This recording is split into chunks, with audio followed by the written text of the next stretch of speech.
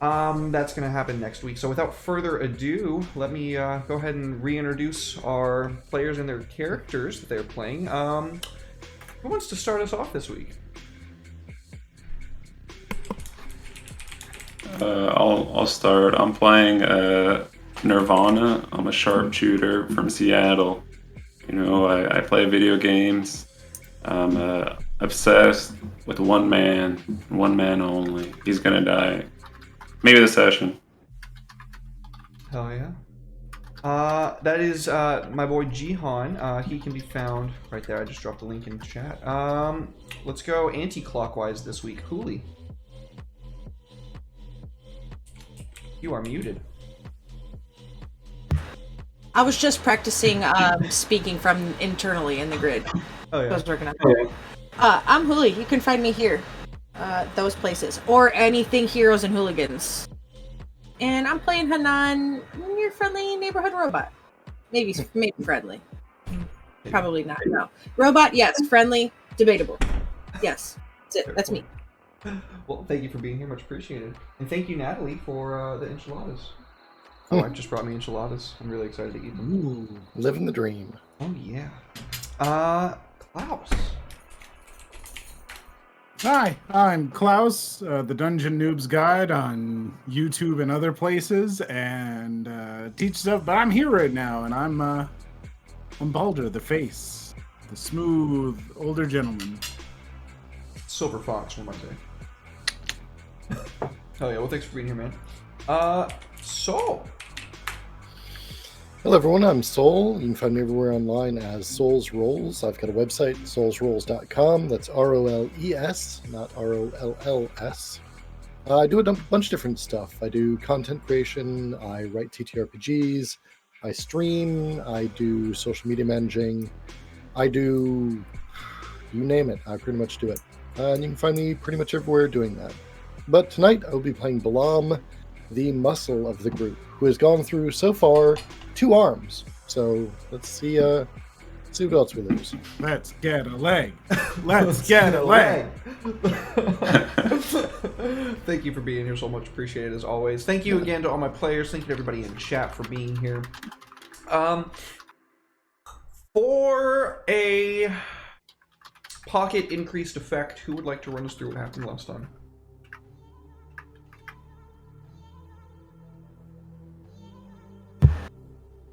So, what had happened was... See what happened was. Balam was like, yo, I'm gonna relax and go to my relaxation spot. And we're like, yeah, do it up, G. Have fun, relax. We're gonna do things back here at the crib. You know, whatever it is that we're doing.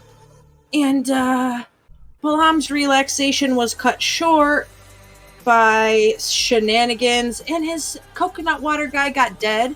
How very unfortunate. Which took us on a wild person chase. Person maybe, I don't know what it is we're chasing. Could be much bigger than a person. Could be a whole crime ring. And so we found out some information about what had happened at that place and who maybe might be involved. Secret file had some names, started running down the list. Some of the names had ties to some of the other members of the crew, which was certainly concerning and also interesting. So we started investigating, one of them being Harrison, Nirvana's former trainer / now arch nemesis, because you don't do fucked up shit to kids. And so we went to investigate, and we went separate directions. I actually got out of the VTOL, which fucked me up, and I'm never doing it again. And shit went south real fast whenever we tried to figure out the place. We got shot to shit. Balam lost another limb. Nirvana left extremely pissed. And I think Baldur just lost some money in gambling. But I could be mistaken. Nope, that's correct. I think pretty close. Yeah. See, because I can always go one or two ways with him. He can either get money or he can get experience out of it. This time he got experience out of it. Well, very good. Go ahead and notate that you have that increased effect. Who wants to carry on to the next part? By the way, if you don't use that this session, it doesn't carry over. I don't want y'all stacking them. If chat gives them to you, I can't do anything about that though. Quick chat, save them. So who's next? Who wants to earn a increased effect in their back pocket, and thus give me the opportunity to scarf down my dinner? Yeah, we went back to the crib and got ourselves fixed up after such a good mission, you know. Got a lot accomplished and got some new goodies, you know. It was a productive time. I feel like we're leaving some stuff out. Oh yeah, there was it the lady Riley, or is it it's a person? It is a person who occupies the non-binary space. Yeah, they chopped off Soul's arm and poisoned him, or Balam. I mean, not Soul. And, I mean, I would take having a cybernetic limb. I'm not gonna lie about that. But he was pretty cool, you know. He turned a bunch of people to paste with his kamikaze. You know, I was having my anime eyes. You know, I was like, hey, this guy's pretty cool. You know. Notice me, senpai. Yeah, it was enjoyable time. It was mega cool. That's true. What did you do? Where'd you go off to, by the way, Nirvana? Oh, I had a psychotic break or traumatized out. The most important time too. I was like, hey, final showdown. You're going down, old man. You know, this is for the past. And it didn't work out, you know. But we killed a lot of baddies, you know. They lost their base of operations, so it's not all bad, you know. It's like an energy drink. No, that's very true. You took them down a tier. You did a very good job. They had a weak hold on tier 4, so that knocked them down to a strong hold on tier 3. Wonderful work. Didn't necessarily go the way you envisioned it, but as I think both Soul and Klaus would agree to, this game really shines when shit goes sideways. Oh yeah. Oh, but yeah, we got 30 creds or Nuyen from him too, right? You did, yeah. Vixie took her cut of like 6, I think it was 15%. But yep, you did. A lot. So thank you. Go ahead and make sure that you write that down and make sure you use that before the session's over. Thank you for giving me the opportunity to eat my dinner because I was very hungry and I can scarf down food pretty fast. Hey. Without further ado, let's get right into it. So, who wants to start us off the session? Where do we find you? What are you doing? I'm not doing this again. No, I'm not starting us off.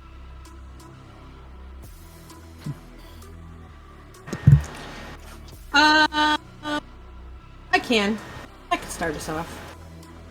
Okay. So, after getting tore up from the floor up, and then spending, what did you say? We spent about a month of recovery time so far? Yep. Yeah, so after about a month in and out of some cyber docs, my new body fixed up, things like that. Hanana's with Chopper. They're having a slight argument, Hanan and Chopper, but nothing too big. Chopper just still is a little taken aback about his childhood friend now being a robot. And she is extremely amused by this, able to toss her voice through the different speakers in the garage, so that's a lot of fun. So I say that we're just out there working on the VTOL, buffing out any scratches and things like that, and I've got a little side project going to embellish the leftover bullet holes and things in my brand new shiny carcass. Embellish? What do you mean? Yeah, I'm gonna paint them. So you know, on like old school bombers and stuff, how they would paint around the bomber wounds and things like that in the planes with like, you know, the bright red and put the teeth and stuff on them, all different kind of stuff like that. That's what I'm gonna do. Very That's cool. so cool. what parts, like, is it like just in random places, or is it like specifically like around where your mouth would be, or? It's going to be different, right? There's a couple of different spots that were still pretty tore up even after all the extensive work that got done. Some old scars left over. So collectively, they're going to come together like as different mural pieces. Some of them will look like, you know, a long one that's on her leg. She's got painted into looking like an old school missile with a pinup girl riding on it. And then, you know, you've got the shark bullet face style in a couple of other places. Another pinup girl or two painted, you know, heritage flags on their clothing, things like that. Just pretty much decorating herself to look like the Memphis Belle or any of those old B-52 bomber style paints from back in the way billion years ago at this point. Ancient history. Yeah, literally like like almost 600 years ago. Yeah. So I think that Chopper's, like, there's a lull in the like unpleasant maybe not, like you said, it's not like a really aggressive conversation, but it's probably terse. There's like a lull in the exchange, and then he kind of smirks and looks up at you and says, well, at least I know it's always going to be you. And he like gestures to the markings that you've made on yourself with to cover up the woundings. Well, who the hell else would it be? You think anybody else is talented enough to pilot the VTOL and this body at the same time? I don't think so. He smiles and says, of course not. Of course not. Although, one of these days we need to take that ramjet out. There's no limit to the speed.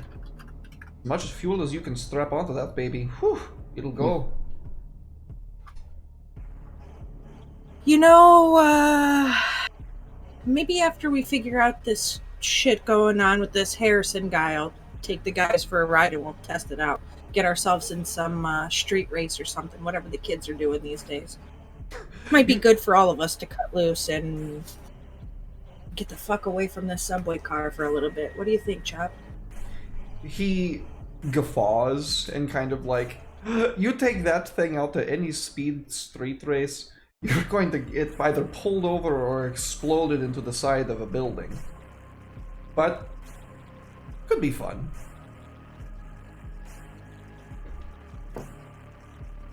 Exploded, I can handle. Pulled over, unlikely. Tossed into a side of the building, wouldn't be the first time. Reward, sounds like more fun than not. So who do we see entering this chamber at this point? Or off in the, like, other side of the hangar?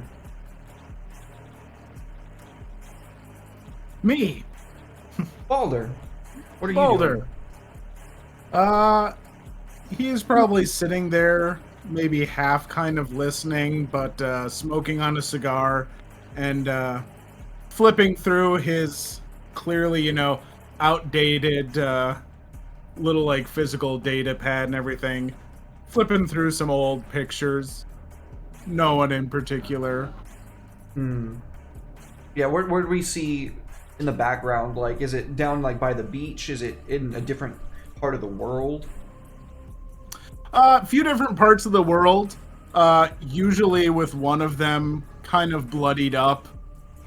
Some even taken as they're like in the middle of running from people chasing them. Some with them covered in drinks in a club afterward celebrating. Yeah, I think that like you just kind of like taking these photos in, you kind of like flip over to the next one, and it's like not a literal newspaper clipping, but it's the equivalent of having like a newspaper clipping saved. I completely forgot. I don't do this. That's what I'd like to be doing, but I was kidnapped. You're right. Thank you for reminding me. I completely forgot too. That's fair. I completely forgot. I actually also forgot you were kidnapped. So. I've been dealing with COVID brain fog. That's my excuse. Yep. I'm just an old forgetful man in real life. Sure. So we'll see. That is what I dream that I'm doing. Exactly. With a bag over my head. That's a very good point. Yeah. So we see you being ripped out of this pleasantry, and it's this dark, dank room. You can smell rot and filth. It's almost enough to make you gag, as if like the bag that they placed on your head was airtight and recycling air.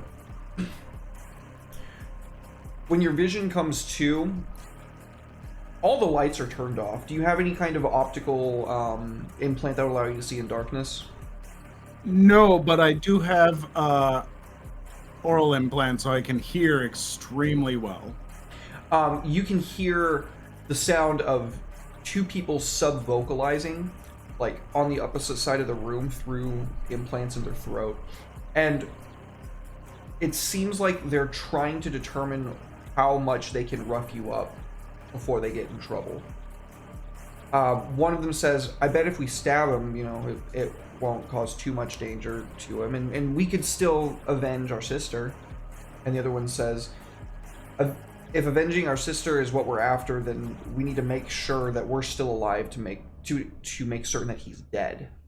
We're not going to be avenging shit if or he's not going to be avenging anything, rather, if we're killed for killing him. This conversation carries out for a period of time, and then finally, one of them makes their way over to you, and then a blinding light just, and you're in this kind of like red and gray brick mortared vault, for lack of a better term. There's no huge safe door or anything like that. It's more like a sequestered antechamber off of some large cistern, and you can kind of see this cistern now that the light is on, way out at the edge of your vision. One of them strikes you across the face. The other pulls your hair up and pulls a knife out, threateningly, to your throat. And effectively, through a broken kind of, not telepathy, but more like they're going through your cybernetics. They're implanting this through your nervous system into your brain. You're able to make out this kind of painful sequence of regret and pain. And you don't recognize this as your own regret or pain. You're well acquainted with what that feels like. No, this is coming from them. You're feeling this anguish that they are experiencing firsthand, as this faceless mask is glaring down into your eyes. All you can see is this kind of purple iris staring down at you.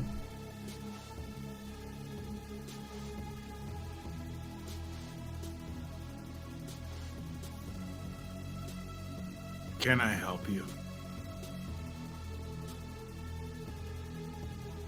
I imagine that if we delivered the head of a saint to our contacts, we could kiss this whole life of ganging behind. Oh, but what about your whole revenge and the fact that you can't get that without, keeping me alive? Boys might want to keep your voice down next time you got someone in a room. Your first time? The person that's looking down at you, like, you feel that pain cease for a moment as they like look behind and like share a glance, not knowing that you could hear them. And when they look back, that feeling is a little bit weaker. It's much easier to kind of like press it down and overcome it.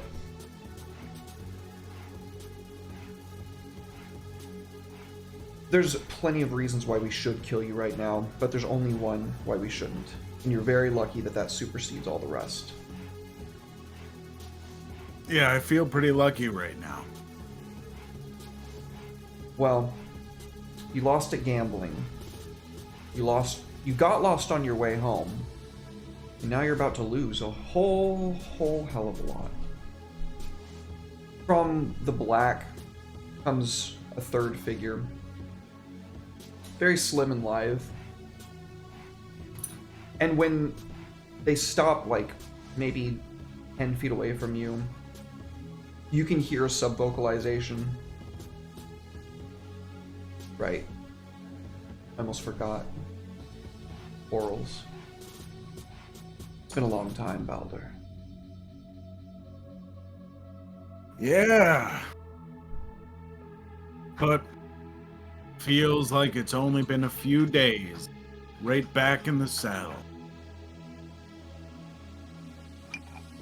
You know, I considered hunting you after Prague.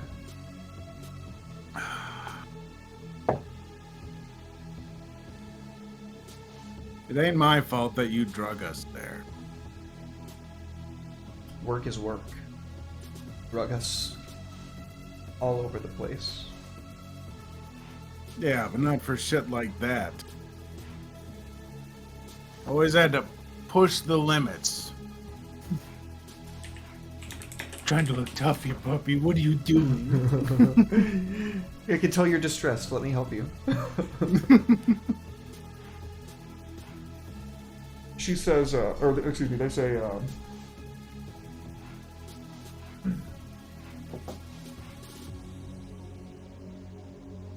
I trained up these four, and you can see another couple come out from a very young age. I trained up the one that your friend killed from birth. That was maybe not child, but when you adopt someone when they're left on your doorstep, I guess there's not really a better term for it, is it? And as much as I want to carve into your skin and make you feel the pain that I feel,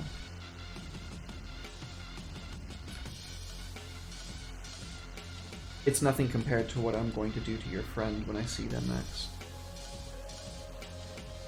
They kind of hold out one of the kunai that we saw last session, but rather than this one being kind of center lined with like a red or a green string of code, this one's lined with like a red string of code. And it glyphs down the side and then steadily pulses. This will kill anyone with cybernetics. Sort of. They kind of like hold it up to your cheek. You can feel this like electrostatic rays. It'll put them into a vegetative state for months, but the kicker's that it's going to feel like forever. And you're going to relive every last painful memory that you've ever experienced until eventually it turns to madness and it becomes one eternal nightmare. They sheath the kunai. It's a hell of a knife. It's not meant for you.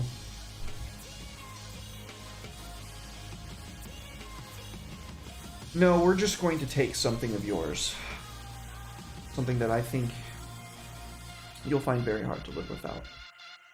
And the screen's going to fade to black as the other two that we saw before kind of like hold your arms back, and Riley moves in, kind of covering the camera. Hanan and our good friend Chopper have finished their conversation. Nirvana and Balam, I assume that you are probably in the establishment or somewhere else. You can tell me wherever. Yeah, I'll be hanging out trying to recuperate from my surgery to replace yon arm.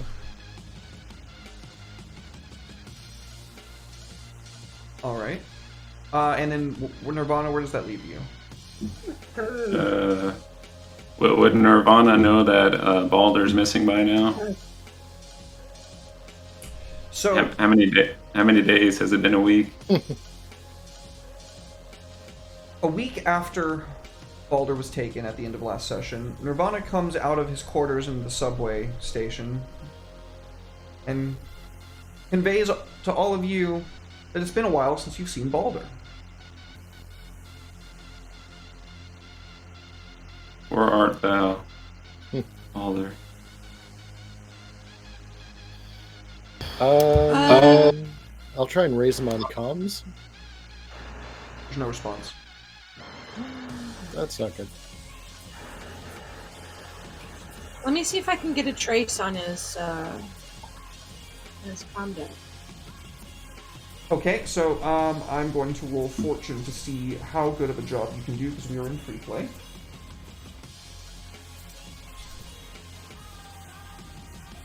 So, you do your best to trace him. How do you? What methods do you employ? You can tell me that, and I'll tell you what you find. Well, their cyber signatures I know like the back of my hand at this point because we work together so frequently, and I may or may not have installed my own things in their programming I don't need to know about. Ghost protocols, of so- course. Yeah, so I'm gonna open up my own secret file in an encrypted drive that's in my computer system. And when I pull it open, if Balam and Nirvana are standing behind me, they'll see little digital images of themselves with like goofy bow ties and sombreros and like mustaches. Like everybody on the team has one. They just look silly. And then I'll click the one that says Balder and I will open it. And when I open it, you'll see it'll pull up like a whole grid where it shows like his last known ping. And then if I'm not able to find him, it'll show where his last ping stopped. Okay. So, you see that his active location, the script that you placed in him that tracks his location, the last like active, I am like just constantly pulsing, happened at, where was the last place you gambled? Was it was a poker table or was it the ponies? It wasn't the ponies. Poker table. Poker table. So it was at the casino in we'll say Megaspire 8. It went out there, which not normal for one. But the curious thing is that you didn't get a notification that it went out. And then it briefly went on for just like a split second. Somewhere downtown near the actual like street level. Signals get fucky down there though because all the power conduits that function throughout the whole building's nexus down at the ground and it throws EM signatures off. Do I have a timestamp difference from the time that I saw the blip at the casino to the time where there was like the brief blip downtown? Is there a timestamp in between those? About an hour.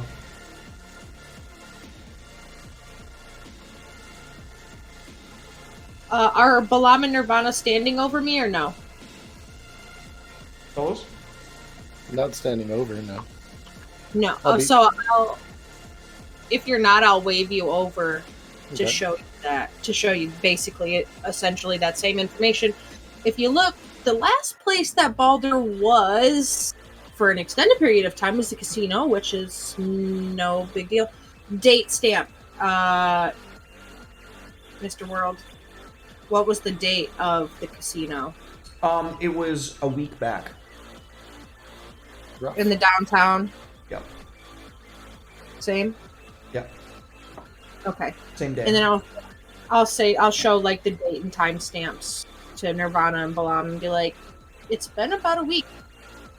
And I had assumed that he maybe got lost with somebody attractive in a bag of blue coke because that seems like a very Balder thing to do, but it should be still tracking. That's a problem that it's not. Also, sorry I always know where you are. It's not creepy, it's just, OPSEC. yeah, that.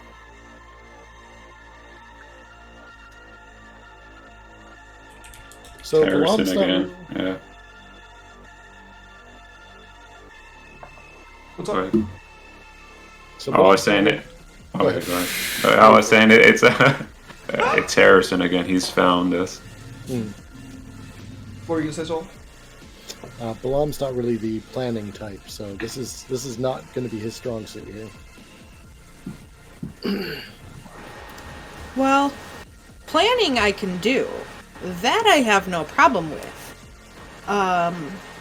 Locating seems to be my issue because Balam,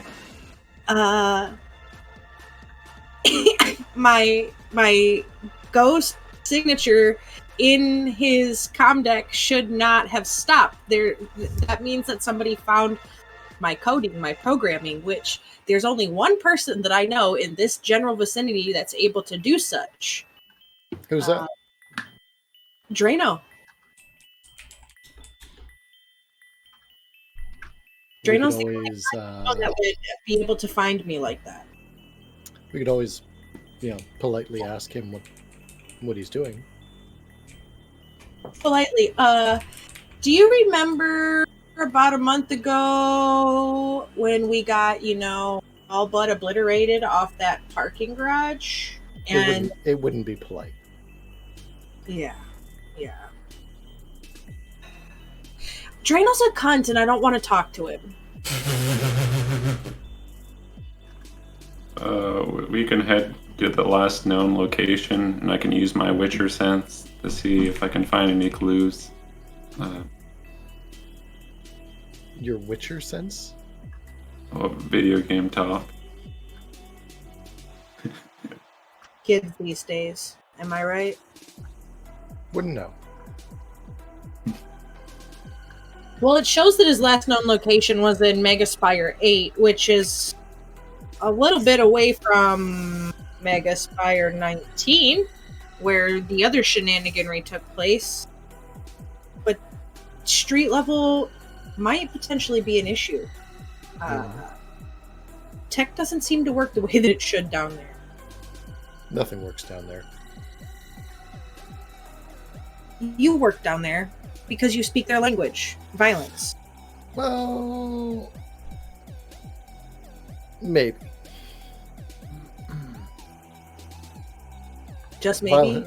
Violence only gets you so far. I know. That's why we usually have Balder to do the fancy rest of the stuff. The talking and dealing with the people, because the three of us don't give two shits and a fuck about people. I say we go down there and see what we could find. Let me ask around first. He probably dropped a clue or two, Yeah, I'd like to do a little bit of surveillance and try and feel the place out beforehand. Just get the pulse of the street, I guess. See if anyone's seen anything odd or heard anything unusual before we drag the entire crew down there.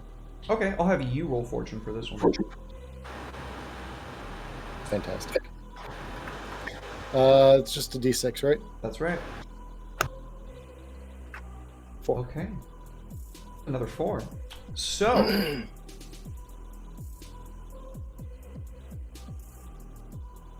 you hear of a small gang called the Curved Swords, and effectively what they started out real small time, but it looks like they recently stepped up their game quite a bit because of a contract that they got providing security for some bigger gang that is below the surface. Okay. So I will convey this to the more intelligent and stealthy individuals in my cadre. That'd be you folks. Yeah. Are you talking about the mole people underground? Well, so wait a minute. Do you think that we could get in touch with the guy that ran the underground street gang at Tartarus that liked Baldur's drugs? Maybe he's got a stash around here, and the guy might give us some information about underground street gangs, or provide something a little bit more helpful in the way of curved sword. I don't want to give Baldur's drugs away, but if they're laying around, they're free game. The ogre guy that we turned in? Mm-hmm. We didn't really turn him in. We took him to safety and out of prison. So I don't like him. I don't know. Well, does the curved swords ring a bell to you, Nirvana? Is that something to do with Harrison at all? Is that? You know, there was a comic I used to read back in the day, you know, and it had a certain scene where the curved sword was it was a like a what do you say, like a sentiment or something of bad things to come. So I don't know. Like an omen of bad things to come. Yeah. So they probably read the same comic. I don't know.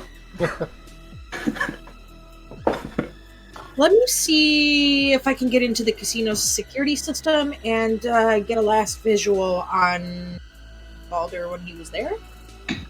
And if anybody approached him, that might help a little bit more. All right. So you can go ahead and roll fortune on listen. Not again. Not today. Not today. It's only That's fortune. It's the only one we're gonna have. It's only fortune. I'm not convinced, Thule. So it appears that when you go asking around about curved swords, people are very, very loath to talk about them, very hush hush.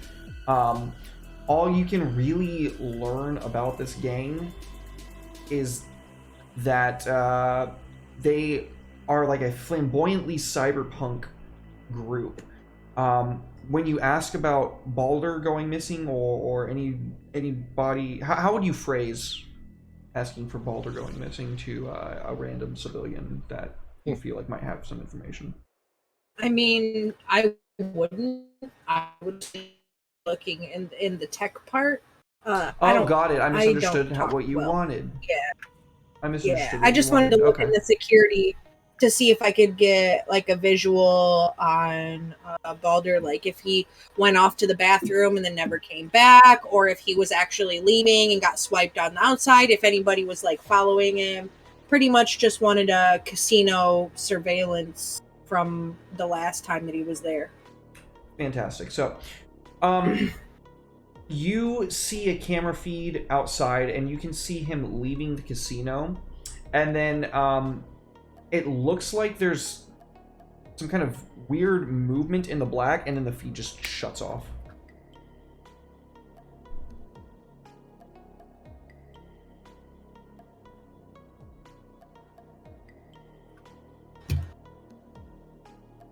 Is that weird movement where the camera becomes like obscured and shuts off the same kind of movement from their armor of the other folks?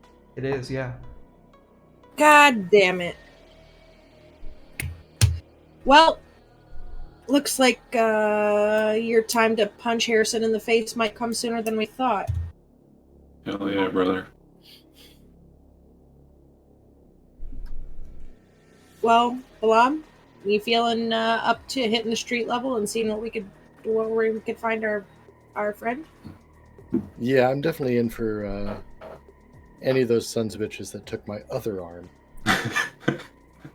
You know Let's who do I this. wish we had with us? Balder? JD. Yeah, Balder, but I mean to go find Balder. JD would be helpful in this sort of street level craziness. Get away browsing a crowd. Yeah, I wonder. It is his crowd. Like that's definitely his game. I wonder if he's around. When you ring him, you get a voicemail saying, if you're hearing this, it's because I'm off partying in Milan. Don't call back for 2 weeks. Maybe a month. We'll see. It's very JD of him. Cool. All right, street level it is.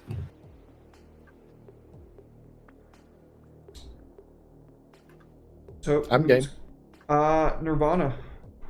In the free play, what would you like to do to prep to see if you can give any bonuses to your crew with a fortune roll before you guys start, and I have you make the engagement roll? So am I gonna I roll fortune, or do I say what I'm going to do first? I would like you to say what you do first, and then you can roll fortune. So I would like to get us some of our own like camouflage, kind of like what they got. Is that possible? No, that would be That- acquiring an asset. Really, it would just be like Oh. running recon or gathering intelligence. Oh, okay, yeah, I'll run a recon and gather that intelligence. Because I got the scouting special ability. It'll help me increase my effect. Okay, when so I- you literally just start like lurking around and like watching people move No. around the streets. Yeah. No, I'll go to his last known location and look for signs of struggle because, he's a fighter, he's gonna leave some clues. Okay. Maybe he leaves like a bread trail the whole way to the place, I don't know. Very cool. Very cool. Okay, go ahead and roll it fortune for me. It's just a decent. Alright. Ooh, very, very nice. So, you find somehow, miraculously, you find one of these kunai that have been left. And it looks like it's got an active tracing location to wherever it was last, like, encoded at. And you've got a pretty good bead on the general location in downtown where you guys could start. Found something. I call for Penelope Cruz. You know what? At least you're more helpful than I am, Nirvana, because it's been a shit take of a fucking month, and I guess it's gonna be another shit take of a fucking day.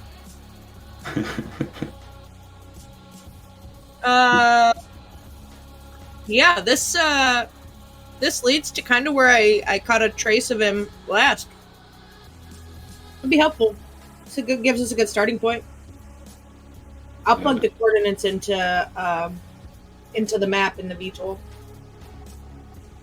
So when you plug in these coordinates, you see that like there's an active beacon for this. Not like it's like an active like, hey, this is where we are. This is just a geotagged device for no reason. Like it's more like a memory bank that you're kind of able to see into. It's storing, like, you're literally in readme mode, so you can't alter anything at all, but you can, just by reading the strings of code, you can see some pretty fucking virulent viruses that are plugged into this device, ready to just be like cloned and then implanted onto one of these cybertech kunai. Things from vegetative states to convulsions to overloading somebody's sensory input to where their brains actually fry and can catch on fire if they have enough wetware installed. And then you see something far, far more insidious. It's this Stack Overflow program that basically runs on the person's brain. It turns it into a computer, and from what you can tell, it would burn somebody out in probably about maybe 2 to 3 months at most if they have a particularly strong willpower. But it is programmed and designed in such a way that is going to extract the darkest recesses of a person's mind, their worst fears, their biggest regrets, their most haunting memories, and force them to relive them until they congeal into an eternal waking nightmare that this person will feel like it is literally forever. As soon as I find the location, I'm gonna unplug that from Supay and drop it in a in Supay. There's like some bins where we keep, tech gear and things like that, and they all have cooling gel, which protects them from being traced or anything like that. That's where I keep my code injector drones, all that shit. I'm going to drop it in one all by itself, so that way nobody can find us, and it can't hurt me because I run on nothing but code now. So that's got to go over there. And we better find Quantum Baldur. delete key. Yeah, we better find Baldur before they find him with this, because there's some pretty nasty code in here, and I would hate to see that happen to even my. You know what? Except Drano, I'd like to see it happen to Drano. I would say that, but not our buddy. Not our buddy.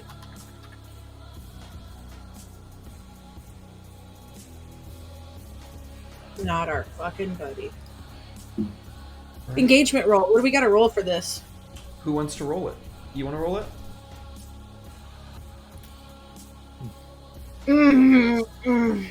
I'm really not trusting the dice.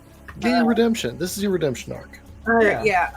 So, Yes. to start us off, I will go us through the list. This is a tier 3 enemy, so they are they are 2 tiers above you. Ouch. You are, oh, goodness gracious. I agree. You are going to be going into a situation with not very much time to prepare. So for all intents and purposes, until you guys can bring in some allies or find other ways to circumvent it, that you are operating at -2 dice for the engagement roll. That's going to be starting with roll 2 dice and take the lower of the 2. You need 2 things to overcome that and get you back to 1 die. I have the +1 effect from. Does that help this or no? Nah, not on engagement rolls. Yeah, I don't know if we have anything to help us in an engagement roll.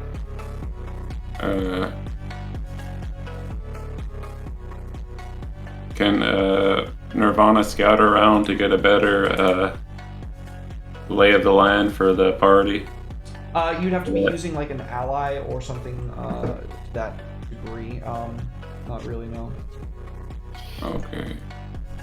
Unless Soul was going to say something different because he knows better than I do.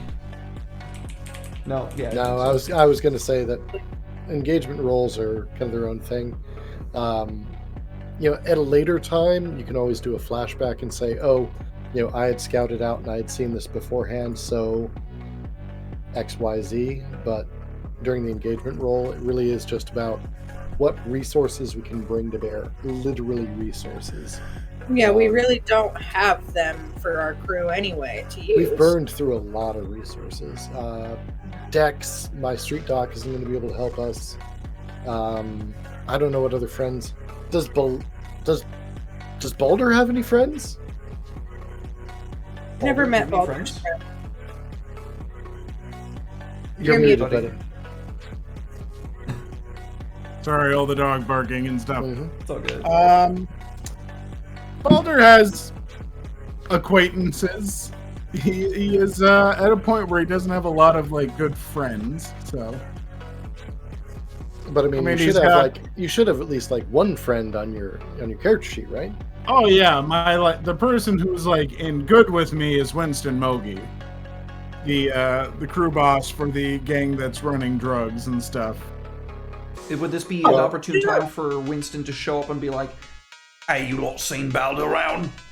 He hadn't paid me in months." Maybe a week. We'll say a week. He hasn't paid you you haven't paid him in a week because you've been gone.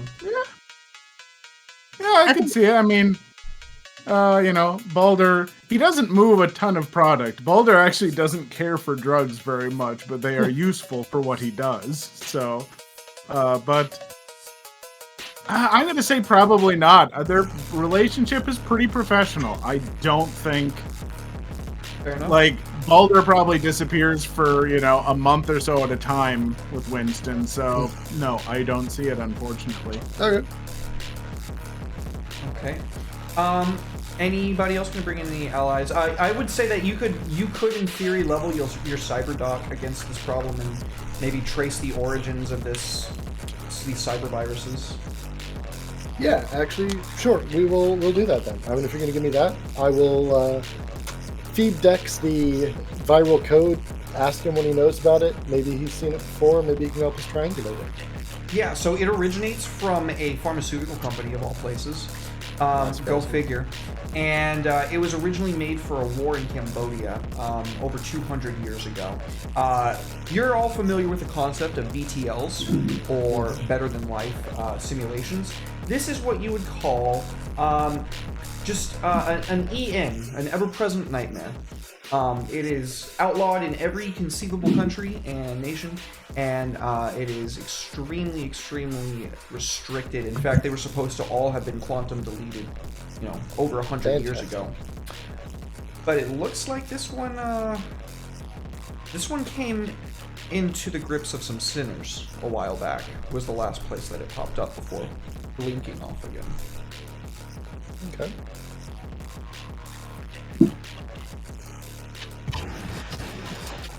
So is that, what dice does that give us now? You're still at a -1. You need one more thing to give you 0, which would take you back to 1 die. I don't really think I have anything for it, because we use Chopper all the time for not getting stuff. So I don't think he's really helpful here. Alright. Then, if you would be so kind, let's see, make sure I'm not forgetting anything. Am I forgetting anything?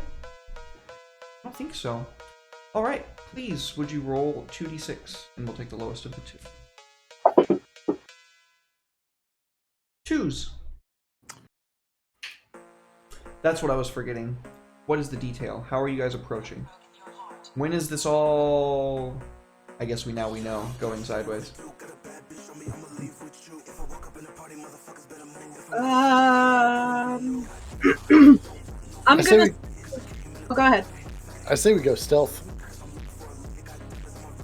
I was actually thinking of parking the VTOL as well and leaving it, because I didn't want Drano to tag the VTOL again. So I think the way we're going to do it, if I had to pitch an idea, is go in with comms silent, kind of around the periphery, and just nose around with meat space sensors and stuff.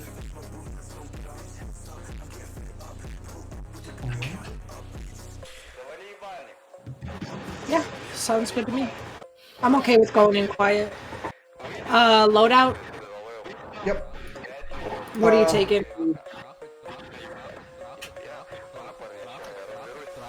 Ooh. I think I'll go heavy, extra armor and stuff, Good plan, good plan, good plan. So don't worry, Balder, we'll get it to you. I'm gonna go normal. We're at street level. I don't want to be light and looking like an easy mark, and I also don't want to be heavy and drawing attention. So I'll just run normal. Though heavy is tempting. But we're going stealth, so normal. What are you going, Nirvana? Yeah, I'll go normal as well. I'm gonna run heavy.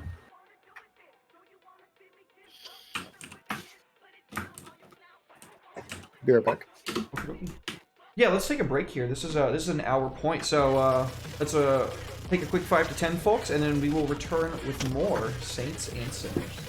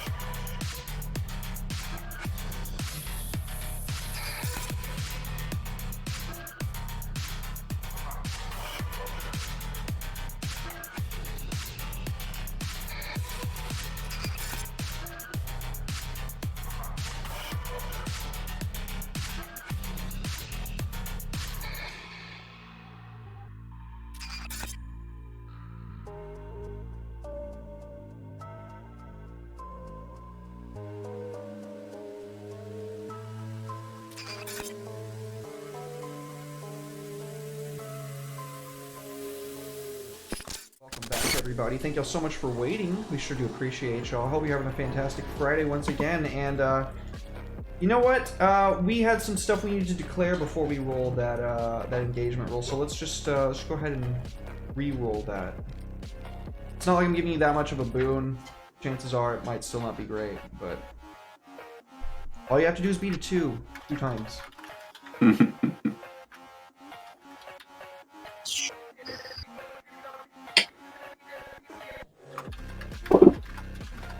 Well, you didn't. You got a 2 again. But that's fair. So we come in back from our break with our folks making their way through this ruined, hollowed out city, far underneath polluted skylines of above. We can see these huge industrial pipeways, just mounds and mounds of waste being passed down into unseen depths far below. It's this kind of spiral staircase of old, destroyed concrete buildings and wrecked cars. All manner of whatever you could imagine an apocalyptic scene to be, we can see here. And it's as you're making your way through this that you all kind of feel this shift when you cross through this archway. As you do so, you can feel this kind of enclosing darkness lashing from the depths down below. Fear itself seems to rule in this location. And the further you progress, the more ever-pressing this darkness seems to be. Until finally, you come across what is obviously some kind of makeshift stronghold down here in the darkness. There's a huge satellite dish with multiple modern modern cables running up the length of it and boosting a signal from this strange concrete ziggurat. You can kind of feel the cold radiating off of it, and you recognize that this place that you're seeing in front of you is certainly the source of this darkness. Upon entering, there's a couple of guards. They are pretty easy to take out. You dispatch them with very little resistance. But you do notice that these are not people. These are completely robotic. They seem to be some kind of power suit built on around an old school servitor droid body. And you take out maybe 10 of these coordinated and quietly as a team, until you finally come into this large antechamber. There's a numbered group of folks swaying around in a circle. They have these elegant red velvet, like crushed velvet robes draped along them. And then the person on the opposite end, who's standing, whereas all the rest of these folks are kneeling, is completely whited out with their hood. You recognize this presence that's mostly Balam, like kind of animalistic in a way that something about this is incredibly familiar. And it's just as you all agree, okay, it's time to move into position, we need to figure out what's going on here, or spread out, or do something, that one of you will say, I'll roll a die. We'll say Nirvana. Nirvana steps on something in the center that's arrayed out in a way that you couldn't see before. There's this glimmer of silver in the air, and when you broke it, you recognize, oh, it's this ringed pattern that's kind of like floating in the air. That's strange. That's strange. What is that? And then immediately some part of your training kicks in, and you recognize that you have just stepped into a summoning circle. Great. And now I'm going to go ahead and change the music on us as I describe what happens next. Oh no. It's never good when the music changes. Yeah. So, That's not reassuring, Derek. as you look down and you recognize this, and you recognize that you broke into the summoning circle, you cannot pull your leg out. It is firmly rooted in place, Nirvana. The two of your friends notice, maybe they don't look at you, maybe they just kind of notice in their own way that you stopped moving, just in time for the fever pitch of this ring to reach its climax. There's suddenly this violet flame in the center that sparks into existence, and it becomes this sheer wall, almost like a plane, just leeching out in front of you. And as you're noticing all of this going on, Nirvana, you can feel somebody crawling up the back of your mind. This tingling on the hackles.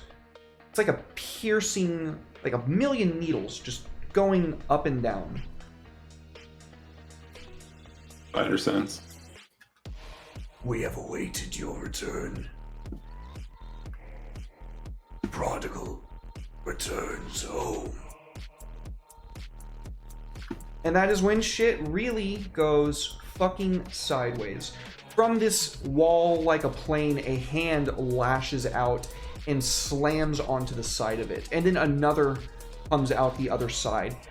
The upper torso of whoever it is that is reaching through this ends with about waist length and then continues onwards like a long, long snake.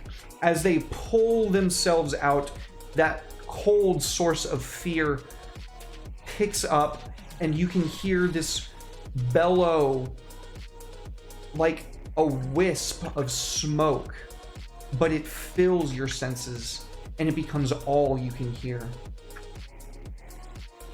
Everything around you goes black, all of you. And suddenly, why don't you tell me where you grew up, Balam? I grew up actually probably better off than I deserved. South America, grew up in I want to say like not a big corporate enclave, but one of the like rings around it. Not really like was it a favela? Oh, okay, a favela. Yeah, but like 2 or 3 steps above that. But it was always one of those things where, you know, if you make one mistake, if you don't please the corporate masters in just the right way, that's where you're going to end up. So always with that edge of anxiety, that edge of fear, that always striving to be better, to push yourself just a little bit further, to get ahead so that you don't fall behind. Not poverty, but that precipice where you're almost there. Paycheck to paycheck, but in a cybertopia, like cybertech dystopia. Okay. So I think that we'll say this regime has no problem imposing physical fitness standards upon its populace. And you can remember running and sprinting so hard and for so long that you begin to throw up blood. And as you're holding yourself over the side of this like indoor circuit, we can see tiny Balam, his hair a mess, covered in sweat and curling over the side. And as we kind of get the full view of this scene, we see the twitch of a serpentine tail off in the distance, and the camera kind of hands over to Black. Balder, you awaken, but everything feels weird and different. The kind of dank warmth that you had felt last time you were awake is completely gone. It's replaced with this cold, dry, it makes you feel clammy. You can feel your sweat, and when you reach up, you notice, oh, that's great. My shackles are unbound. I can move my arms around, and then your eye is missing. Not your cybernetic eye. That one they left in. But your organic eye. Oh, dick. And when you go to mutter something, your tongue is gone. I use that.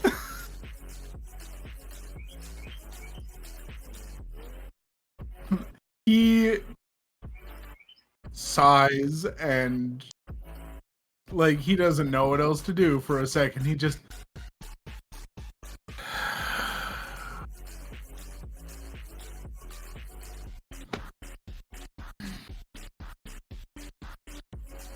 he's gonna look around to see where he is and if he can possibly see a way out.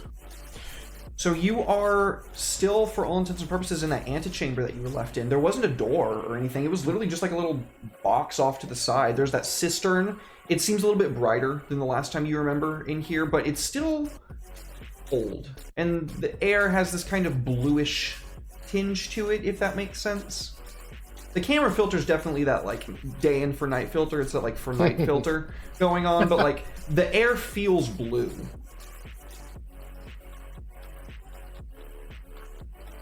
There's nobody around. He's gonna get up knowing that this is a trap or something. But it's like, what do I do? Not play along a little bit? So he'll get up and start looking around and just listening as best he can for any little sounds with his cyber ears. So, very perceptively, you can hear the sound of water dripping in the distance, and as you are stable and sure that there's nobody around, you move forward and you can see a table of equipment and gear laid out. There's some body armor, there's a couple of guns on it, some holstery. In fact, you find your extra holsters laid out on that table as well. And then you find your cane, propped up nice and neatly, right at eye level, to make it nice and easy for you to find. Oh, motherfuckers.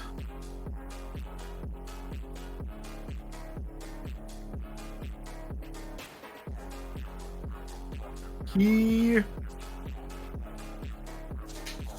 is gonna walk past it all. Not a bit of trust in any of this, and as he's walking past, whatever shirt he's wearing, he just angrily grabs and rips off, so he is bare-chested and just looking pissed. So as you saunter away from this gear, we see like an archway that you walk past and just go to rip your shirt off. And just as you do, and you're passing the archway at the same time, we see everything shift. And you're in a very familiar location. It's got this kind of old school architecture, like real fucking old school, with these big bulbous roofs and these large sticks that stick up on the end of them. And you recognize where you are. You're in Prague. And you are wearing... Well, you're wearing the nicest of suits you've ever worn, and you're right across the street from a restaurant that you know Riley made reservations for earlier that evening.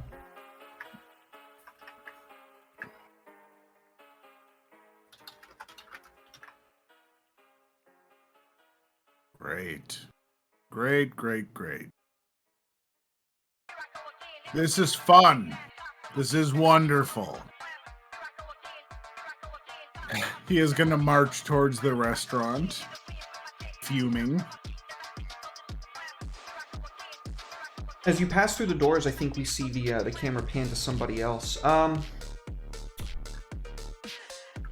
Anon, describe your childhood home for me, if you will. Yeah, sure. So, Hanan grew up in a fairly poor neighborhood area. We're hearing the music in the background, by the way. It's kind of Oh yeah, hold on. bad. Let me mute this. My mic. Um, my dad was in the service and died when I was young, active duty. My mom really struggled to keep, us taken care of. So we grew up kind of really poor. Chopper's family grew up on the same street, Latin neighborhood. We're from Mexico, so we were there before we came to any part of the States. And the only reason we ended up coming to the States is so that I could go to military school. And then I did that. And then I went straight into the service after that. I haven't really seen my mom since military school. She was super sick, not able to travel. But typical poor neighborhood. Not a lot of money, but a lot of crime. Families scared of the local gangs, but they still didn't stop having, parties, things like that. Church every Sunday, Bible study group on Wednesdays, things like that. Okay. So I think we see like a montage of these moments kind of flickering by. And we can kind of see like you going off to military school, and then we see you coming back. But where the last time we saw you on the street and you were, probably like 14 years old and it was all happy and shiny. Now it's kind of cold, almost not quite as dark as this horrible place in the Ghost City. But you can feel this pull just dragging you. And at first you think it's dragging you home. And as you follow it, you move past your childhood home until you are down at the very center of that block, the church.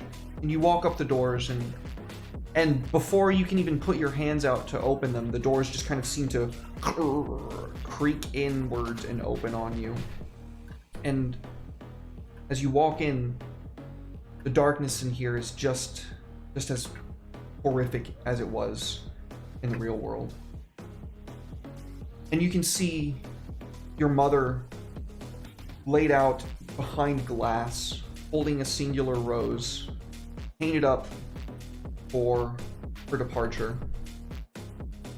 And there is nobody else in here but you. What do you do?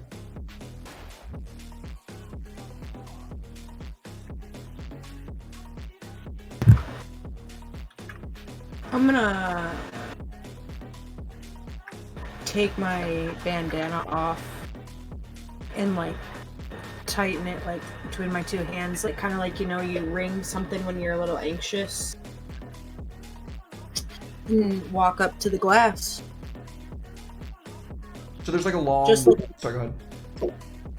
No, I was gonna say, just like a look down. I don't really have anything to say out loud because I've said it so many times, but I'm just gonna look. I'm not gonna touch the glass or anything, but I'm just gonna look. So there's a long, silence. And then we can start to see this ice begin to rime on the surface of the glass. And it comes down and off, and then it's like this entire interior of this church is like an ice box. And you can see multiple paths of your life, as if the decision that you made to go off to military school, which may not have ever been a decision, it might have just been like, no, this is what I'm doing. But that fateful day, when you could have done anything else, but that was what you decided. And you've never, I don't know, have you ever felt like maybe it was your fault that you weren't here when your mom died, or is that some guilt that you carried, or is that not something that Hanan would feel? No, she didn't carry any guilt about it. Kind of like a family career sort of thing, and it was like, not only did she want to go to military school because, her dad had passed in the service when she was young, but her mom was pretty much like, get out of here while you can. I never made it, and I don't want to see the same kind of thing for you. So she was pretty at peace with the decision. The guilt that she carries isn't around her mom; it's around her little brother, who she feels like she wasn't there to protect when she went to military school, and he was shot in like a drive-by gang shooting sort of situation. So she wasn't home, and that's the guilt. Not her mom, but her brother. Got it. So then, I'll say normally where you would feel the sense of comfort knowing that this is your mother, this is the woman that you loved your whole life and that loved you more than anybody else ever could have. You should be feeling that, but there's this pressing hold. The door opens, and the last thing we see before the camera cuts away is your brother holding his gut and staggering inwards. Nirvana. We're watching you kill a lot of fucking people. A lot of fucking people. Your lightning fast reflexes. We can see the two versions of yourself. We can see the physical placed and plugged into these machines, and then we can see where your mind is through your perspective, ripping and tearing regular security folk apart just to be at the exact spot for the perfect shot. And we can see so many missions, dozens, and some of them were on politicians, and some of them were on Orders of Twilight. And we can see you being pulled out of this machine, and in a rank and file, this sterile white room, completely whited out clothing. Harrison, decades younger, smoking a cigar.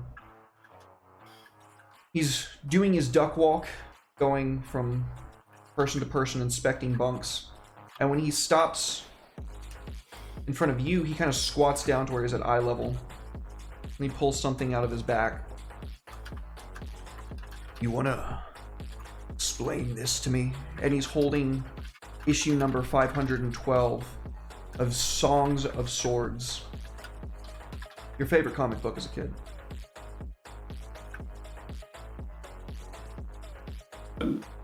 That's... I don't know where you got that from. For a moment, he looks at you kind of like a father looks at his son when he did something that's like, come on, you know? And then he backhands you across the face as hard as he does every time, and you can feel blood leaving your mouth. When you go to pick yourself up off the ground, he slams his foot onto your back, and he yells, You know the rules. You break the rules, I break you. And we can see you being carried into the back where you're going to be plugged up to a bit lower dosage of an EN for the next few hours. So, these are the situations you have all found yourselves in, folks. What do you do, and who wants to go first?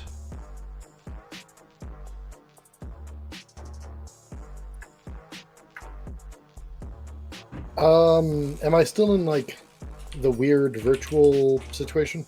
Oh yeah, you're all kind of enraptured in this non-reality.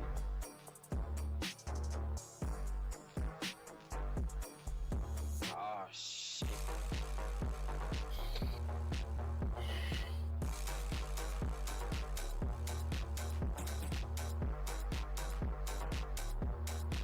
I don't know. Give me some time to think on that. Mine's a little bit weird. Floor's Yeah, open. can I go? Sure, if you want to go first, that's fine with me. Alright, so I'm unconscious or what? Am I in a room? So we'll say that you're locked in this for about 12 hours, which felt like probably a few weeks to you. And when you're finally released from this machine, your brain's kind of fried and your vision is hazy, and you're second guessing whether or not you're in the real world because you just spent what your brain felt like was weeks somewhere else, and it was agony the entire time. It was this cascade of nightmares that, again, it wasn't as high of a dose, and it also wasn't permanent, but it was reliving some of the worst assassinations that you ever went on. Ones that you never got praise for, that was just blood and guts and no glory.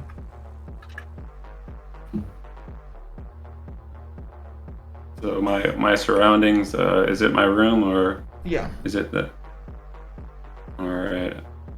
I'm gonna look around for the door and sneak out to my machine. Alright, so what role would you like to do to represent your sneaking out of your room into your machine? I'm gonna prowl. Alright, Oh. give me a prowl roll. Alright. What would be the position or effect or... You are in a risky position. Standard effect. Alright. 6, yeah. Yeah, how do you... What do you do? So I'll be a lot younger and more nimble, probably, and I'll know my home, right? So I'll look for, I guess, like the clock and be like, oh, they're probably changing shifts right now, or they're probably at the meal hall, you know, and try to make my way to my machine. Yeah, no problem. You watch the clock, time it perfectly, and you make your way to your machine expertly.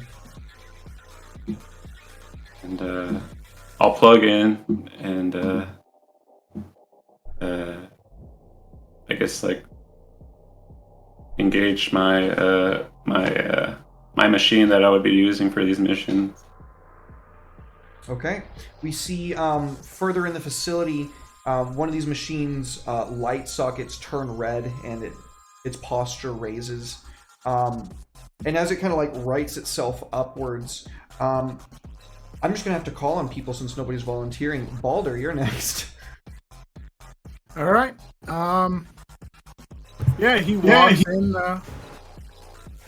Walks into this restaurant. So you can see Riley sitting in a corner booth.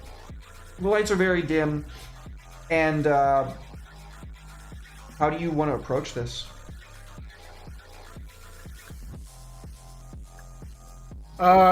He's just gonna walk over there and sit down. And I had forgotten when he said some lines before. My tongue is cut out, so he can't say much. But he's gonna sit down and stare and try and assess if this is like actual Riley or some weird construction memory magic Riley. So, as you sit down, they don't even look at you. There's like... And then you kind of remember, like, oh, right, the fight. Right, you had a fight because the only reason you were in Prague was because of her business, and her business is bloody. And you just wanted to take a goddamn vacation. You'd both been working so hard, and you deserved it, and you wanted to go to Maldives. But Riley said that if they took this contract, you could fucking buy a residence in the Maldives. And after a long moment, Riley finally looks at you. What? Nothing to say?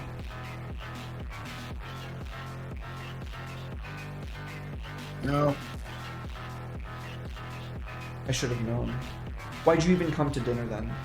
And it looks like they don't recognize that your tongue is cut out. They think that you're just being shitty to them. Is there like a glass on the table? Sure. He'll reach and grab the glass and just...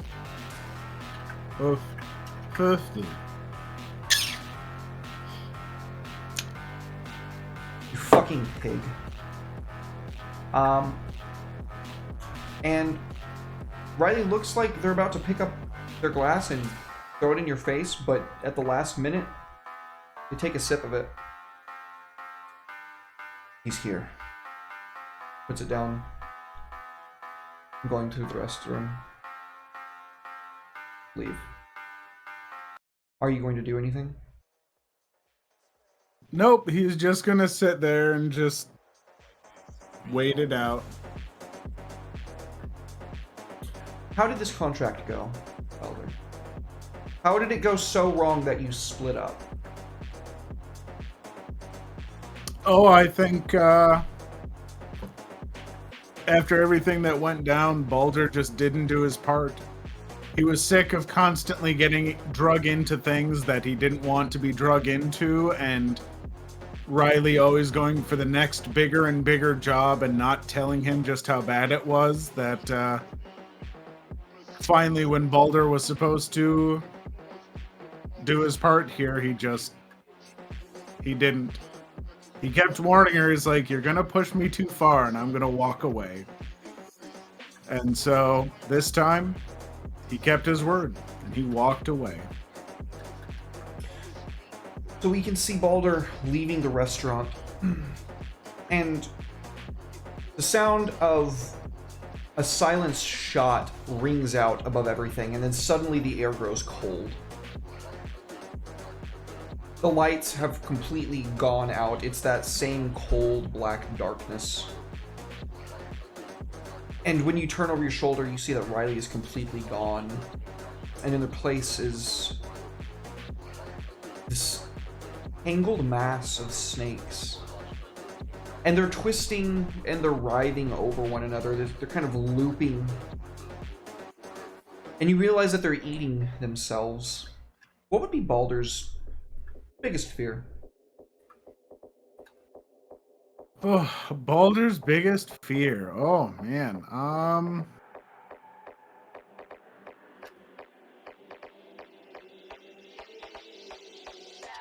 I'd say his biggest fear is fire.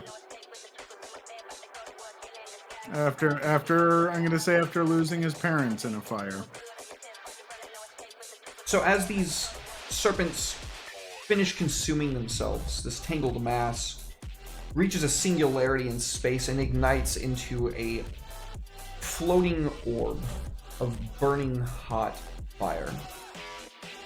And for a moment, it just sits there, and then it winks out. And then everything is on fire. A large crash and crumble of architecture collapses on top of the exit. And as you immediately begin searching for ways out, you can see Riley standing on the opposite side of the room, right where that fire was. And they're holding a blade right up at you. We could have gone forever. Gambling's all about as long as you can stay at the table, Balder. I thought you knew that. Why'd you leave the table? And they're gonna start moving in on you. What do you do?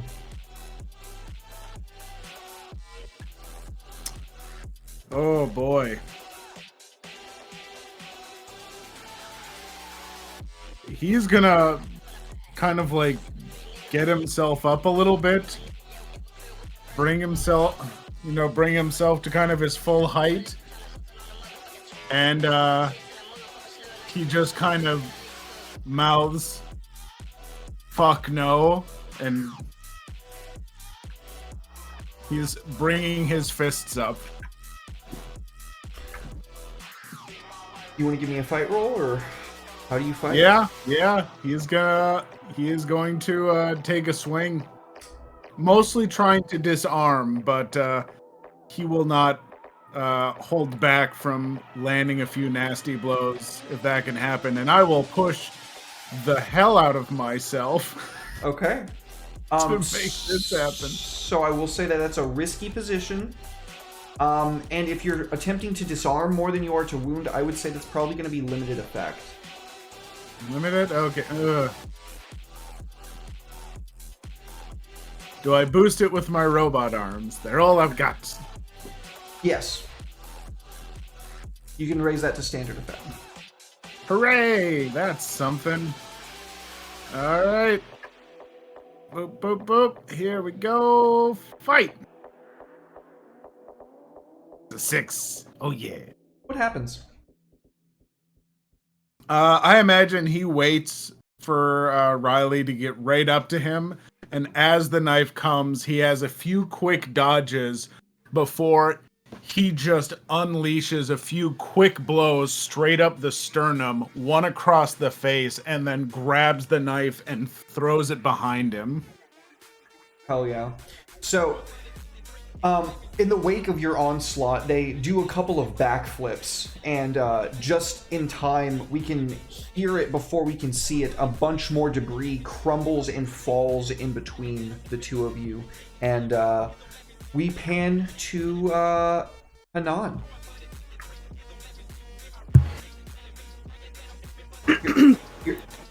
My first question is this human form Hanan or is this robot form Hanan? Because that drastically changes the way that... When you look down, you're in human form and you are wearing your military service blues. Okay. And you said Tomas was in the door, yeah? Yeah, he's like clutching his stomach and he's starting to limp inwards. So I'm in my dress blues, which means I don't have any of my gear. That's correct, right? I don't know. What are you gonna do? I was... well, depending, because I have hard clot in my medical supplies. And my reaction is to assist my brother. Sure, we can say that doesn't require any sort of burn of loadout or anything. So go ahead and tell me you rushed to your brother. No, we will use that mechanically. That works. Okay, go ahead and give me what role you think would be best to treat this kind of wound. Probably finesse. Simply because it's with my hands. That'd be the only way I could think of it. Position? It's risky. You could make it worse. You're not a doctor. Right. And you're using one item, so that's going to be taking it from limited effect to standard. Because medical attention without training is one thing, but at least you have some quick luck. I mean, I have minimal training in my medical supplies. That's something I am okay with. I have minimal training too, technically, but I would not consider myself trained, like in real life. Do you have just +1 effect? Is that on the risky or is that on the standard? +1 effect would be on the standard. All right, I won't use it then. So that's no bonus die, right? Correct. Just a regular roll. All right, let's see. Ooh, 6. What happens? So I'll quickly rush over and pull from my medical supplies a syringe of hard clot, and seeing where like the bullet wound is, I'll quickly jab it into the hole and push the button so it like deploys and starts to kind of close the wound and keep it from bleeding out. And I'm not really able to say much because I'm like super flooded with emotions, but the only thing that you can hear Hanan really say while she does it is in Namni Patris et Filii et Spiritus Sancti, and then she like does the little thing and just is emotional. An emotional situation. Yeah, so I think that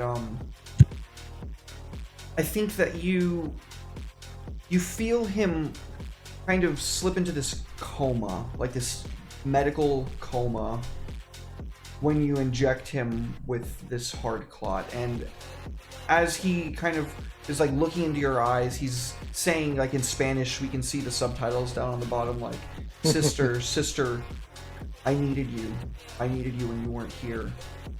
Why weren't you here? And as he's slipping into this coma, we can hear that rhyme of ice almost musically chiming off before it shatters and a tangled mess of snakes comes tumbling out of the coffin. where your mother's body was held. And as it starts wrapping around one another, it begins forming into a, not person, but kind of a person. The upper half of them is a person. The lower half of them is a long tail of a snake. And as they're reaching their full height, you can hear them whispering something in this profane tongue, but you can feel in the back of your mind the words, "You traveled so far from home. You left them in search of a better life. Look at what happened to them because you weren't there to protect them." And Nirvana. Nope, we're skipping Balam. I don't want to skip anybody. Let's go back to Balam. I was giving you ample time. I hope that was enough time. Yeah, so I'd like to scene flash to, throwing up, unable to cut it. Next scene is myself and Cyclops at a dirty underground clinic. And I guess I'm like 12 or 14 or something. And this is when I'm getting some of my first boosting and augmentation. Just a chemical injection, not steroids really, but erythrocytes, boosting up my red blood clot factor, all that, giving myself more stamina, and just me and Cyclops right there next to each other, and getting treatments, just trying to make it through, trying to get to that next level. So we can see the flash of a scalpel, and when it fades to the next scene, the two of you are kind of in this, before the scene fades, we can see the two of you reaching out to grasp hands with one another before a medical person steps in between the two of you. And assholes.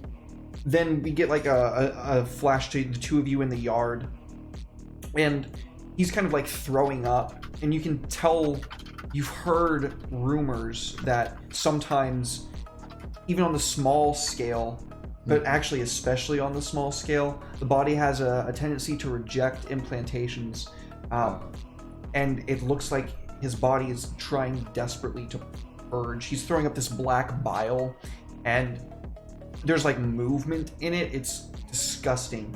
He's gross, wiping it away off his shirt, and he looks up at you and gives you this kind of sideways weak grin.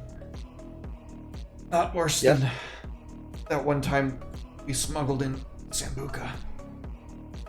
Yeah, that was pretty bad. So with my dusty sneaker, I'm gonna kick some of that crap underneath some leaves or some trash or something, just trying to hide it, give him that image of toughing it out, even if I know it's not really the case. He kind of looks at you for a moment after silence and says, "I heard them say that if the rejection is severe enough, you can die. It's not going to happen to me, is it?" No, you're gonna make it. We're both gonna make it. We're gonna get the hell out of here. I'm not gonna let anything stop us. He looks up from the concrete box that you guys are in to the sky up above. Why did we ever think that this was going to be our ticket? All the stories that they fed us, all the propaganda. It was just lies, wasn't it? So I'm gonna reach out and kind of pick him up, dust him off, wipe his mouth. I don't give a shit if it's a lie or not. This is what we gotta make it. And I'm not going to let anyone drag us back down. We're going to make it out of here together.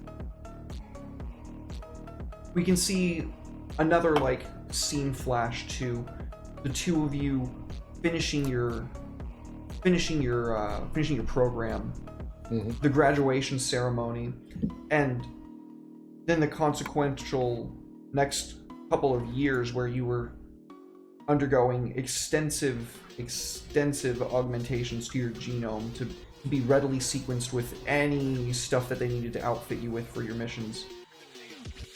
And we can see various different types of loadouts placed upon your body. We can see this kind of plate that comes up and literally resists a rocket, just explodes on you point blank that you take for our good friend Cyclops. And when the smoke clears, you're standing there holding an arm and pulling him up. And then in the next scene, why don't you tell us when things went south with our old buddy Cyclops? What were the circumstances? Well, the way I imagine it is Balaam always took to the upgrades initially better. It was easier for Balaam, but Cyclops always was able to find ways to push them to that next level. So where with Balaam it was easy peasy lemon squeezy, with Cyclops it was always hit or miss. You know, this might lay this kid out for a while, this might go absolutely bangers. And for one mission loadout, you know, after a while people realized that that's how it was. Things went the other direction. You know, normally Balaam was the one taking the hits, putting himself in the way, but on this one time, they underloaded Balaam and overloaded Cyclops. And something went absolutely sideways. The augments were not enough for Balaam to pull them out of the fire, and Cyclops just kept pushing for more. Got more out of their augmentation than anyone ever expected, but the costs were severe. So I'm envisioning it to be like maybe some sort of reflex boosting or like targeting enhancement augmentation, something more cerebral, kind of like maybe like a visor built into the front of their head, where they were just taking shot after shot after shot with some sort of cybernetic futuristic rifle that was jacked into a power supply that's linked into this, young adult's fucking spine or something.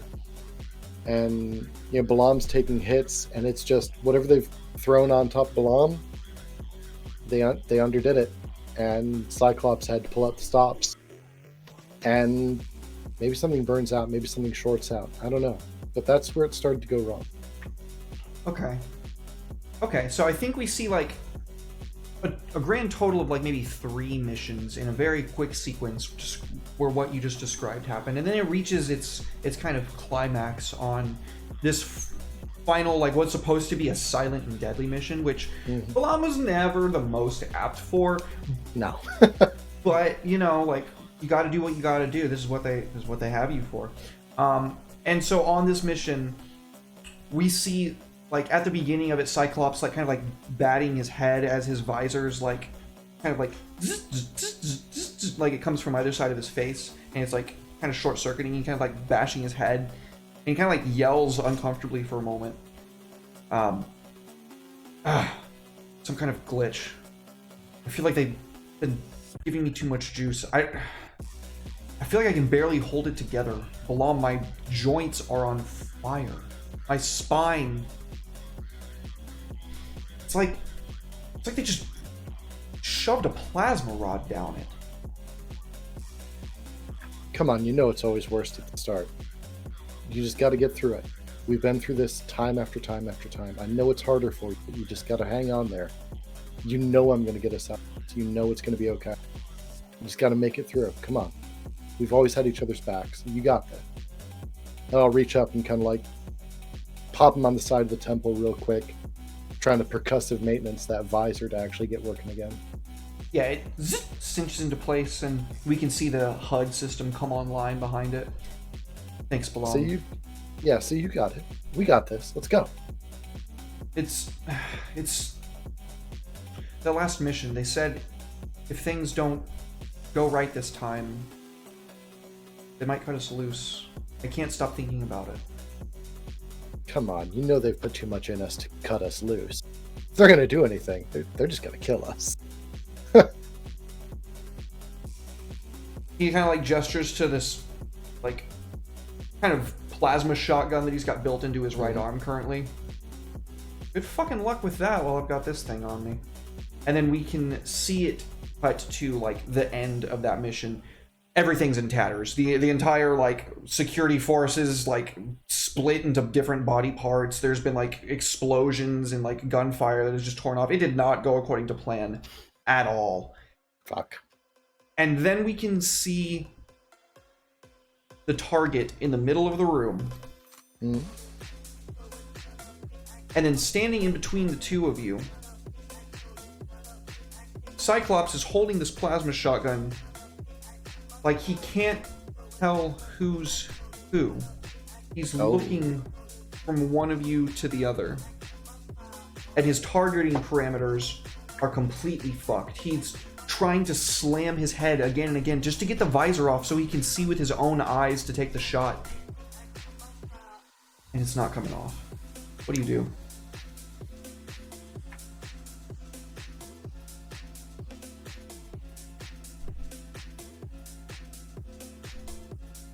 I think this is where I fuck up. I know that visor's not going to taking the front or the back of his head off. I see what's going on and I recognize it. So I rush him. I try and grab his arm and I try and fire the gun. What role would you like to do to symbolize that? That sounds a lot like fight. I'm good with fight. Let's look at that. Risky standard? That I would say sounds I'd almost say sounds limited, desperate. kind of. I would say limited, but you do have augments, which would take you up a bit. No, because I guess you could say desperate. Sure, yeah, I could see it as being desperate. Sure. He's got a plasma shotgun and he can't figure out who to shoot. Yeah, I'm the worst rushing thing that him. happens is you take a plasma round square to the face. Yeah. It doesn't sound great. All right. Yeedly deep. Oh. Well, that's a failure. So we see it play out exactly like it did in memory. You rush towards him, and I think you'd be best to tell us what happened here, Soul. So, good news, bad news. They under-augmented me, and they over-augmented Cyclops, but they accounted for friendly fire. So, I rush up, grab the arm, try and fight so that Cyclops can fire the rifle at the right person, and I'm yelling at them, just let me fucking do this. Just relax. We'll get you out of here. Just fucking pull the trigger. And they're getting so much conflicting information that they just start fighting. And it ends up with us basically going into a clinch. The plasma shotgun goes against Balam's chest, where he's been reinforced and thermally shielded, and I'm trying to just get him away from the gun or get the gun moved away. And as I'm bringing his head down and his shotgun's in my chest, he just pulls it. I take a good chunk of it, but that backwash just fries the shit out of his head. So, the moment that the plasma is unleashed, we see his eyes just... Everything kind of freezes for a moment and turns that dark, cold black. Fuck that snake-ass bullshit. And we can see wrapped around your body millions, what looks like, of tiny snakes that, as they writhe and constrict, become eventually one huge snake person holding you in their clutches. Ah, fuck that guy. Girl, actually. And as Fuck that girl. Sinner 035 begins crushing you and pulling you closer to her, we can see a burning yellow behind her eyes. And she is going to be giving you a 3rd level harm, my guy. Wow. Okay, rude. Yeah, she's going to be giving you a 3rd level harm of Inferred Madness. Inferred madness. Oh. So, I'd like to resist with willpower. Okay. I've got enough command influence. I know what's going on, and I know how to handle myself in the middle of deep shit. I've had to deal with body dysphoria. I've had to deal with relearning my body. I've had to relearn with dealing with psychotropic drugs for these missions, and I've always adapted. I've always bounced back, and I've always handled it better than anyone else. I'm gonna resist with willpower. Go for it. So watching him drive, by far from the beginning, the three of us were So I'll Take take it at one 2. edge. Not too bad. I used to drive Not too bad at all. Okay. Got it. Level 3 harm. Get fucked. So that is going to drop it down to actually a level 1 harm of buzzed. Okay. I'll take it. You come to for a moment. You are not in this destroyed, burned out building. You are down in the ghost city, and you can see that silvery ring shimmering like a dome up above all of you. You can't see anything beyond the circle, but all of you have, when Nirvana broke it, it somehow pulled you and Hanan into the ring as well. Like it was a trap that was specifically sprung for you. Shocking. You look down and you see that you are actually wrapped up by this giant snake bitch. She went for you fuck first. Yeah, and she is fucking huge. She is the size of like a school bus wrapped around you, and she's got the like cobra hood going out, and she's fucking pissed off that you broke through her shit. She screams a curse at you in Infernal and says, "I will fucking end you, Saint." And we can see her tongue flicker out, and her hood flashes these iridescent, vibrant colors that flood your memory. And we go to Nirvana. Fucking hey. You're in your bot. What do you do, bud? He's still angry with Harrison about what happened, so he's gonna start causing chaos. He's gonna be the disobedient son and just cause damage and start throw a tantrum, you know. So.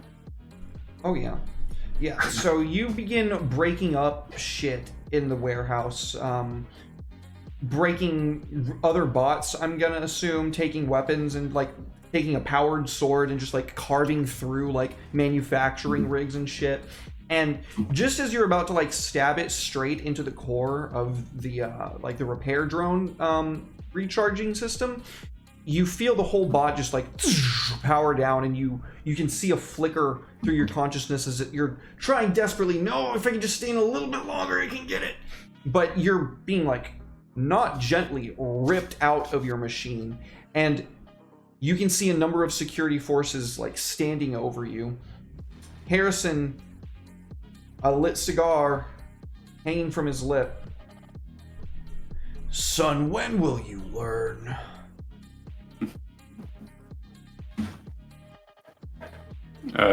He's gonna say, "I hate you."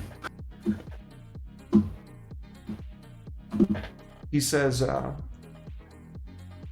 "You're too young to even know what hate is."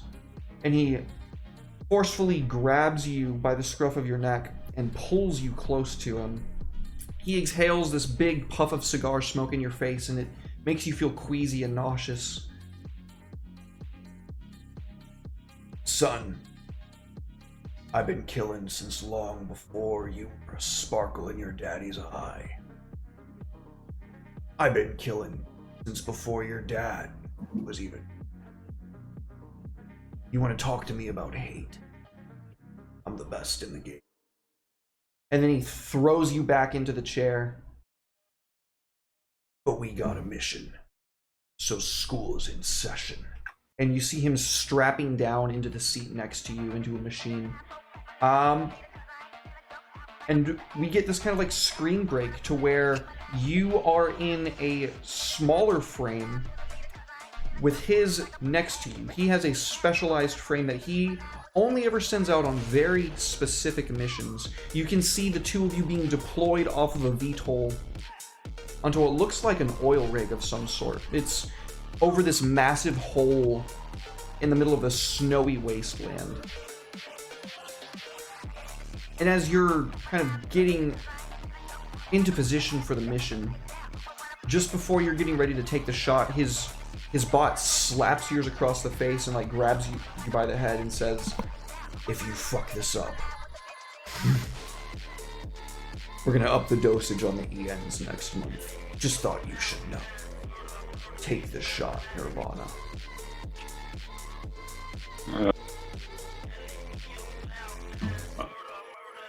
Nirvana messes up on purpose, you know. he's gonna ricochet his bullet like back at Harrison. Okay, give me a roll for that, please, using your special That's ability, dope. Deadeye. That's super cool, dude. So that would be my stock. All right. What's the position? You're in control right now. You're in a controlled position. I would say it would be standard effect. Alright. And I'll push myself for this one. Got a fresh stress bar. Glad someone does. Oh no. Oh, Oh no. Can't win them all. So you're going to be moving through the memory and repeating the very same thing that you did that night all those years ago, saying "fuck you, I won't do what you tell me," before getting ripped out of your machine and literally making a break for it, hijacking a low-grade VTOL and then crashing it off in Puyallup, a couple of hours away from where this location is. But as you go to take the shot, you feel this whisper in the back of your head, and once again that dark coldness sets in. And there's this coiling around your guts. And you say, "No, I'm gonna do it anyway." And when you go at the last second to move the edge of that rifle and squeeze that trigger, you do it backwards. You squeeze the trigger and then you pull the rifle. And you take out the target perfectly. Nobody sees him.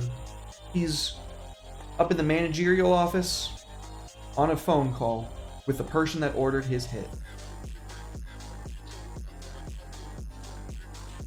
Good job, son. I knew I could always count on you. We get another Oh, screen no. break to the next couple of weeks. You're lauded as a hero. All the other kids, all of them look up to you suddenly, except for one, Bradley, the same guy that kind of always gave you trouble. And it's one night after a shower where Bradley finds you putting your clothes back on. You just finished, like, buttoning your pants, and I guess it's probably coveralls, so, cinching your belt. And he's holding a knife down. "You make the rest of us look bad, you know." And he's going to move in on you. Hanan. Oh no. Hanan. What are you doing, girl? Well, first of all, I'm like reliving my most Indiana Jones self right now, thinking like, why the fuck does it always have to be snakes? Because Anon and Hooli don't fuck with snakes. So it's just not our jam. We're not about it. That being said, you're talking some mad shit to me, bitch, and I don't really like that. I'm already struggling here. My mom exploded into a ball of my biggest fear, and my broham's like in a medical coma. So I don't like it. I'm angry. I just want her to fuck off and die. So What is your fuck off and die roll? my fuck off and die roll is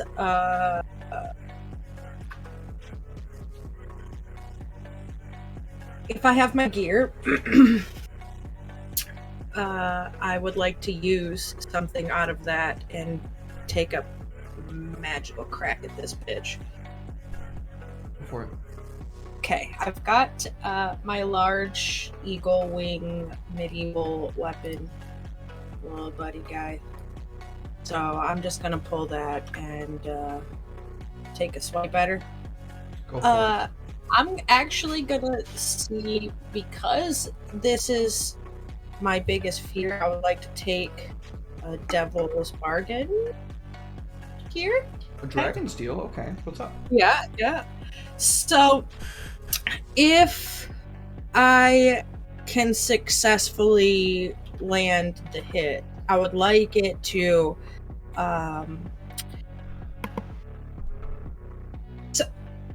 disrupt the summoning enough to kind of like glitch everybody else's suffering so they can realize, like, hey, this shit isn't real. But if I fail at it, I will say it glitches my own self out and puts me at trauma, because I'm gonna push also, and I'm like only 1 point from trauma then. I'll take that. Yeah. So if you lose, you take an extra edge. Yeah. If you don't make it, you take an extra edge. I'm good with that. Okay. So I also have a run protocol axiomburn.exe from the audience. Oh, let's go audience. Thank you, chat. So it's going to So increase the effect. Okay, so position. You are currently in a pretty, I would say, desperate position. Everything's kind of going to shit around you. The worst thing that could happen is significantly awful. It's about to happen to Jihan before I tell you the result of what happens with your roll. I've got I didn't forget. an item, and then the audience. What does that put my effect at? So you would normally be using an item which would take you from limited to standard. The Axiom Burn is going to take you from standard to great. And then the Devil's Bargain and the push. Well, Dragon Steel. You want an extra die for the Dragon Steel? Yeah. Okay. And then the one from the edge will give me 2, right? Yep. Thank you, JJ. Stretch and hydrate. See if we can do this. Let's do it. Where is it? Not 1 single 6. A partial success. It's not a failure, though. Okay. Okay. Jihan fucking dies. Nirvana fucking dies. Unless he resists. Okay, the effect, that's a fucking strong start. What the fuck? He is receiving the full force of where the extraction for that virus that I told you about is going through. His worst fear, his worst case scenario, is living through a life where he is about to kill Bradley and then be locked down forever in solitary confinement. And the only time that he ever gets to come out is to go into his machine and go kill people for Harrison. He will be locked in this nightmare forever, unless somebody can do something about this.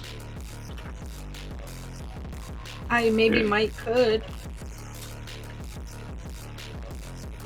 Hopefully, when it comes around to it. Do I roll against this? You can try to resist the effect, but let's resolve Hoolies and then we'll all paint the scene and you can determine what you want to do. That sounds good to me. So Hooli, what are you doing? You're charging this this creature that's forming and you're going to attack it with your weapon, is that right? Yeah. Okay. With my massive battle axe that's got like the eagle wing points on it. So we can see that when you land the solid blow, it breaks everyone out of their trances for a moment. And we can see Balder in the very center of this group. He is floating in the middle of this cult who... They were doing that like wavy, like swaying back and forth for a while. They are now standing and just jumping up and down constantly in this like ecstatic, cacophonous waving fashion, screaming in various profane languages. You all take all of this in as this thick green Icarus blood spills from this creature's chest, Sinner 035 shrieks out from your battle axe and slams you to the opposite side of the room. You're going to take second level harm of battered and bruised, Huli. Are you good for that, Huli? What's that? Huli, are you good for that? To take the second level harm? Mm-hmm. I don't have any second level harm right now, so I should be okay to take that. Okay. Unless there's a way for me to like, well, no, because that's my devil's bargain, and I got a partial success, so I am gonna take it. Fair. Okay. So you don't trauma out because you didn't fail. There's a partial success. But you do take the second level harm of battered and bruised unless you want to roll to resist it. This brief interim moment is enough for Sinner 035 to twist and throw Balam, not really dealing any damage. You're reinforced with your skeletal structure and what have you. You just kind of bounce and careen off the side and make a dart straight for Nirvana. She grabs him, wraps him up, and flashes again that iridescent, horrific color out of space. Folks, what are you going to do to save Nirvana here? Well, I'm gonna resist that. Okay, let's resolve that first, and then we'll go to you, Soul. Yeah, I'm gonna resist it, so it'll drop it down. But that also gives me 1 edge because I rolled a 5, which traumas me out. Paw. Okay. That's cool, I guess. That wasn't the initial plan whenever I rolled to resist, but I already rolled it, so I'm gonna roll it. Kudos to you for rolling with it. Thanks for having backbone, Huli. We appreciate that. We really do. While you decide what trauma you're going to take, and thus how I will flavor you kind of taking a backseat in the scene, Soul, how are you going to try and keep Nirvana alive here? So I just got knocked out of the, like, nightmare vision, right? Yeah, all of you are presently aware of your surroundings. Even you, Balder. So, I'm going to reach into my pocket, and with just this, like, grinding headache, I'm going to mutter, right, the fucking satchel. I'm going to reach in, I'm going to grab this pouch of herbs. Reagents are a item I can use as part of my loadout. I'm going to use that because I've already done, as a flashback, the recon here to know that this isn't just some high-tech bullshit we're dealing with. It's actually some low-tech magical shit. Exactly so in right. here we have Hensbane, Wolfsbane, Salt, we've got Sage, and also, just to give it a little bit of that tech flavor, it's also got a thermal stick. So as I reach in and break it, it starts to heat up and smoke, and I pitch it right at Nirvana. So, what I would like to do, and forgive me if this isn't necessarily the right thing to roll, but I really want to roll a command. And here, let me tell you why. Whenever you're coming up on summonings, invocations, and so forth, one of the biggest things you need to do is hold the space and be larger and more present than the entity that you're trying to bring in. If you are smaller than it, or if you are weak and shirking from it, you can never command a creature that you don't have the confidence to. So as I get slung back, I realize, yeah, wait, I remember I've got something for this. I planned ahead. Get the fuck off my friend! Command. I love it. That's brilliant. You use my love of real world magic with a K to get that. Absolutely. Make it I played happen. games. All right. Oh shit! What am JJ dropping soulfires on everybody. Yo, please do not soulfire me. I need to live. That's a bonus die to Hanan, Balam, Baldur. Hell yeah! Let's go. Thank you, JJ. Much love. For purposes of like scene control and so forth, I want that haze of smoking stage and everything to sail past Baldur's head. Like I want it to be pitched to Nirvana, who's at the other side, and I want that satchel to swing right past Baldur. Sick, dude. Yeah. Nope. All right. What am I rolling? Risky? Desperate? Desperate, definitely. Because the Yeah. worst thing that happens is you miss and he dies. Effect. I'm using some equipment. I've got some good play here. I've got bonus from JJ. Where am I at? So that's the bonus from JJ is a bonus dice. Cool. And then the effect that you're looking at is great.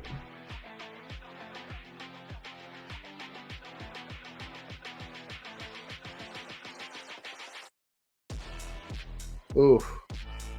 I'd like to push. I'd like extreme. You want to remove the harm altogether, you say? Okay, then.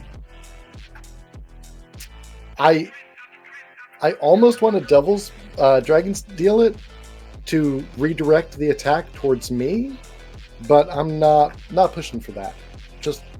We're just gonna roll with this. Sounds like a good move. Command, bonus 1 die, desperate, extreme. Do I have anything else?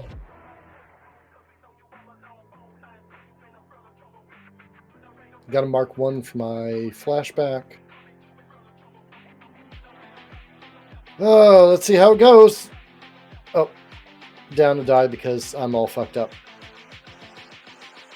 That should have been Still a 3. partial. That should have been 3, right? No, No, just 2. Okay. Partial success. 2 plus 1 minus 1. So, go ahead and walk me through your portion of it, and I'll tell you what happens as a result. So as I get thrown back, as Oh, you cut out, buddy. Oh, there you are. You're back. What'd you miss? The first part. So as I get thrown back out of this snaky embrace, Hanan shatters that illusion for a second. My mind clears. I reach for that satchel, break this thermal packet, absolutely like strong pitch it past Baldur, just beaming Nirvana square in the chest, just getting that redolent smoke to break some of this mystic heaviness that's burning on us. Awesome. So, this had such a profound impact that it actually breaks the ritual. It starts to, as soon as it like sails over Baldur, we can see the smoke drift on him, and like your mind was like kind of aware of where you were, and then once the smoke like drifts into your nostrils, you like instantly just come back to, and you are floating in a circle above like 13 people in robes, and one of them looks like a KKK member. Just one. Well, all of them do, but one of them's wearing white. The rest are wearing red. So as this happens, we see this satchel slamming straight in between, like into Nirvana's chest, but in between him and this huge snake lady.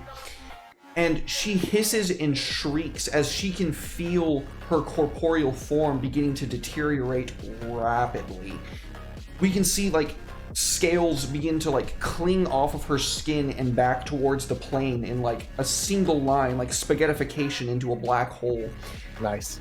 And she's like shrieking and screeching as she's dragging along the ground. And finally, just as she's like sucked into it and she's clinging onto it with one arm, she is going to reach out and, let's see here, I'm going to say it's going to happen to you, Balam.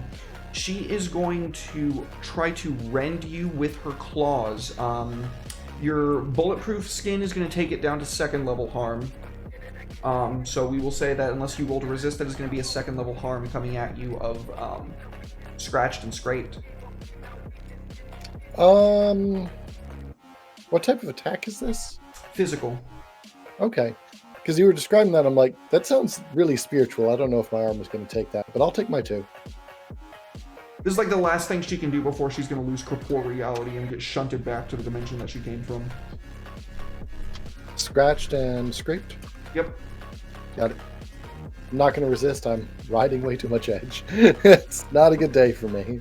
Fair point. So she gores into your skin, and you can feel your body kind of like twist as she like finally gets sucked back into the plane, and it bam closes on her.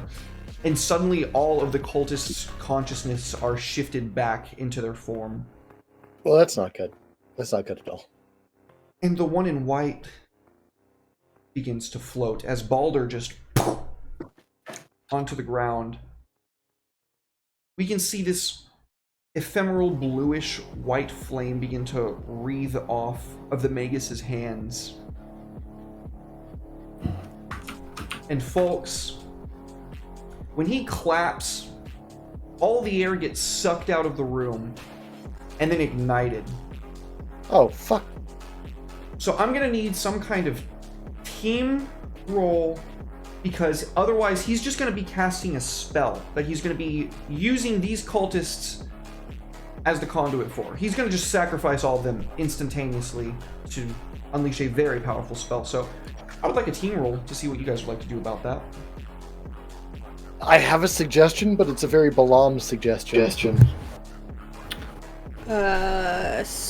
Suggest away. Yeah, sounds like it could be the right time for a Balam suggestion. I'm a horrible person for this, but he can't sacrifice the cultists if they're already dead. I was actually thinking along the same lines. Being as I'm an altered consciousness and I have a brain jar, I was thinking of possibly detonating the body, since I'm fixing to trauma out of the scene anyways. And my brain jar's in the VTOL anyway, so I'm solid if you want to make a break for it. My trauma. Hang on. Does anyone have Wreck as a skill above Shable? No. Nope. Does anyone have a bunch of gear left? I have a lot of gear left. Not you.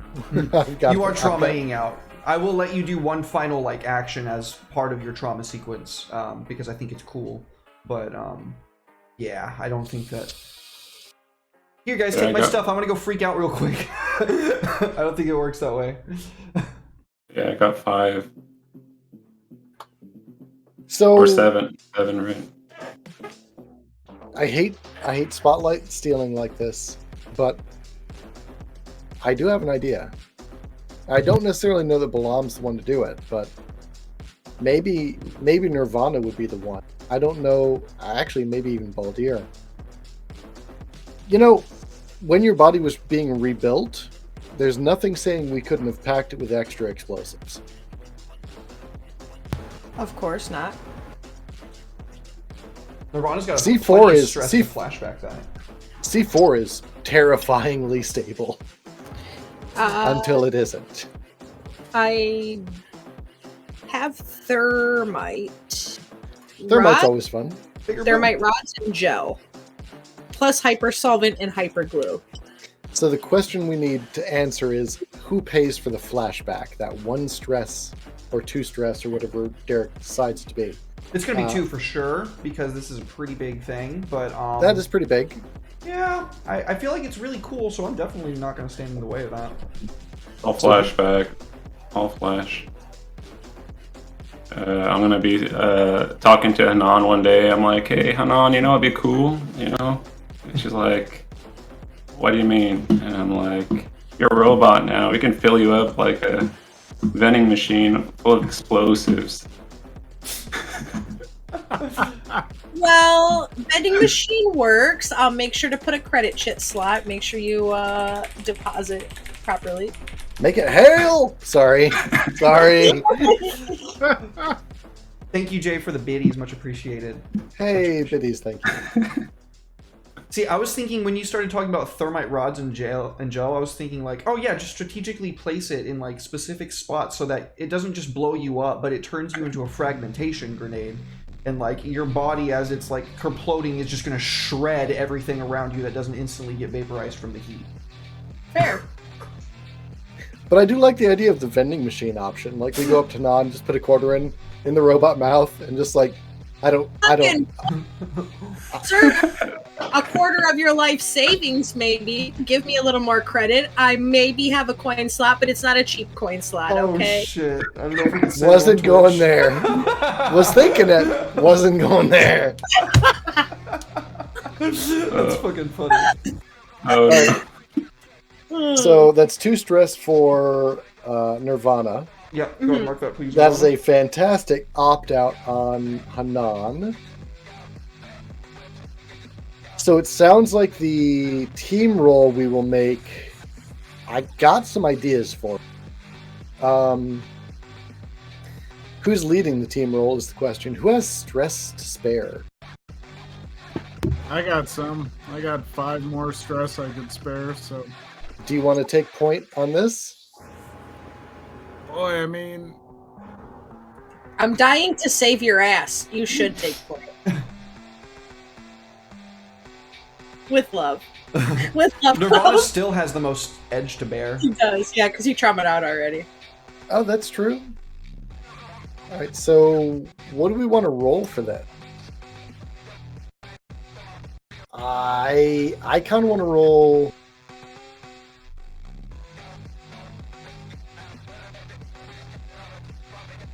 I kind of don't want to roll. I got nothing really great. Yeah, I'm trying to think what could... I mean, if we're all fighting our way out... That vibes for me. Does Nirvana have fight? no. I've got finesse, prowl, stalk, survey, and study. I've got a finesse and prowl. Will you pull a fast one? Does Baldur have finesse or prowl? No, he does not. He's old. He's not limber anymore. Fair. He's got his strength, but that's about it. I love making you guys do team roles because it's really throwing you into the shit of it, and I like doing that, to be honest with you. It's just difficult figuring out how we're going to do it. So let's ignore the dice for the moment. Hanan, you're not rolling because you're exploding. So how are we getting out of here? Balam is leaning towards fighting his way out, just ripping and tearing until it's all done. I get the feeling that Baldur is on that same kind of vibe. Oh, yeah. So Well, I have a question. I have an answer. I have a bonus dice and an added effect. I'm traumaing out. Can I give that to a team member? Yeah. So I can give it to Baldur and you can roll on body. Roll on what? Yeah, you can roll in finesse. Like because Baldur doesn't have finesse, so the added dice. He's got will one help. too. Everybody's got one. JJ gave everybody. Oh, yeah, one, I've got so- one too, yeah. Yeah, so you will have that, so it'll at least give you the extra dice. I would not allow for stackable transfers probably because that seems too abusable. Yeah. But gifting in certain circumstances, sometimes. In that case, as much as it's against Balam, I do kind of want to finesse this one out. Like, Hanan blows up and we just ghost it. It makes sense. Right? I'm going to chuck some finesse. Let's go. All right, let's see him, folks. Alright, using my special little die. Oh no, that's... And Nirvana is going to take 1 stress for every... Say 1, a 2, or a 3. Roll, not die. The only thing is, there's no way to pick up the 2 disadvantaged finesse die and then click it to 1. I'll just have to roll a d6. Yeah. Sometimes that's what you got to do. Hey. Hey! Looks like we're getting out failures. clean. Ooh. Those are 3 partial successes on a team roll. That makes a success, my folks. You would be so kind. Paint us a picture. I would like Baldur to paint us a picture.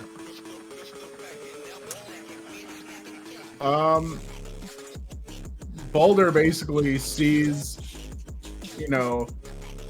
Hanan charging in, and I don't know if you say anything as that's happening, or if it's just the realization that whatever you're about to do, like seeing the way you're moving and everything, freaks him.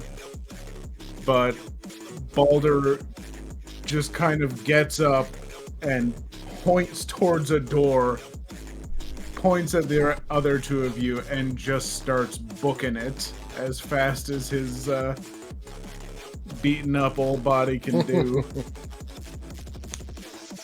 And he is just like slamming through doors. Like, finesse is not as strong, but as best he can, he is like slamming into doors, bursting them open, and just flooring it as quickly as he can, making sure to look behind that you two are following.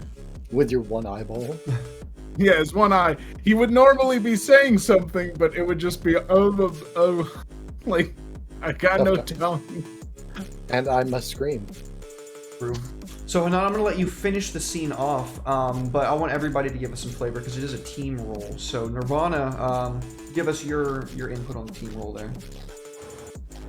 So, you know that one guy from the NBA that like does no-look passes?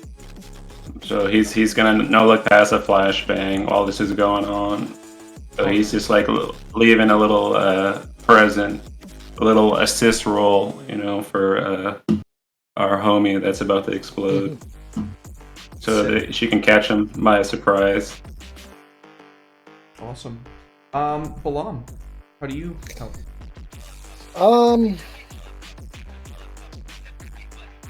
So I pitched the burning reagent towards Nirvana. Hanan starts booking it, and I realize that things are about to fall apart real quick. I think for the finesse aspect of it,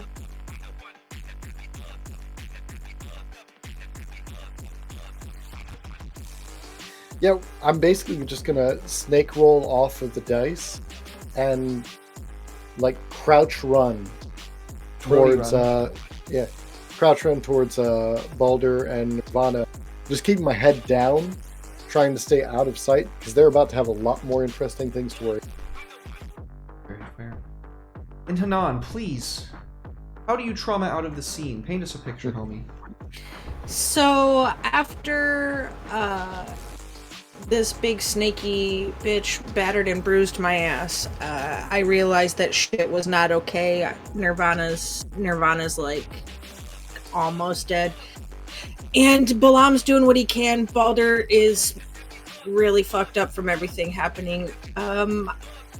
I know that there's one way out of this, so I'm gonna stand up as much as I can, and you'll see I'll take my big axe and I'll hit it on the floor, the butt of it on the floor, and when I do, it kind of like shoots out of my hand and down in the same direction that the rest of the guys are moving, back to the VTOL, because why would Hanan not program it to do such? Because she did. She's smart. And so it does. And then as she sort of starts to move towards the guy in white, because he's the scariest of them all, she kind of goes over comms for one last time and just says, "Get your asses moving." And the last thing you hear before you hear Splody Boom Booms is, "Better luck next time, puta madre." And then everything explodes. And you see one bit of Hanan fly down the hallway past you, and it just happens to be the pinup girl on the rocket. Nice. That's amazing. That's amazing. I love that. He just like soars down the hallway past even the battle axe, which is like past everybody. Yeah, that's awesome. Yeah, so I think that like takes us to you guys like running through the ghost cities. Not necessarily without security forces hot on your heels. What remnants could have escaped from this collapsing concrete ziggurat is like starting to open fire before they hear the explosion that just shocks and throws them all to their feet. The whole place is starting to come down on top of itself. And as we see you folks making your way like back through this winding ephemeral stairwell that is just on the precipice of the abyss and nothing, we can see inside that destroyed ziggurat. And in this kind of collapsed, like, jagged area, that Magus in white pulls his hood back. And we can see him break concentration on a spell. Everything kind of unsteadily settles around him. And as he's kind of floating in the middle, he looks around. He takes out a talisman, pricks his palm of his hand with his thumb, and squeezes blood into it. When the glyphs light up red, he begins speaking in Infernal, and we can see the subtitles on the bottom of the page, or on the bottom of the screen, rather. And basically what he says is,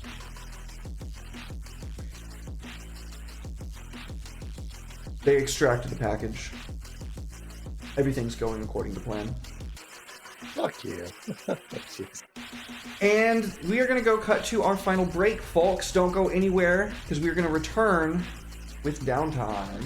We will be right back after a quick 5 to 10 with more Saints and Sinners.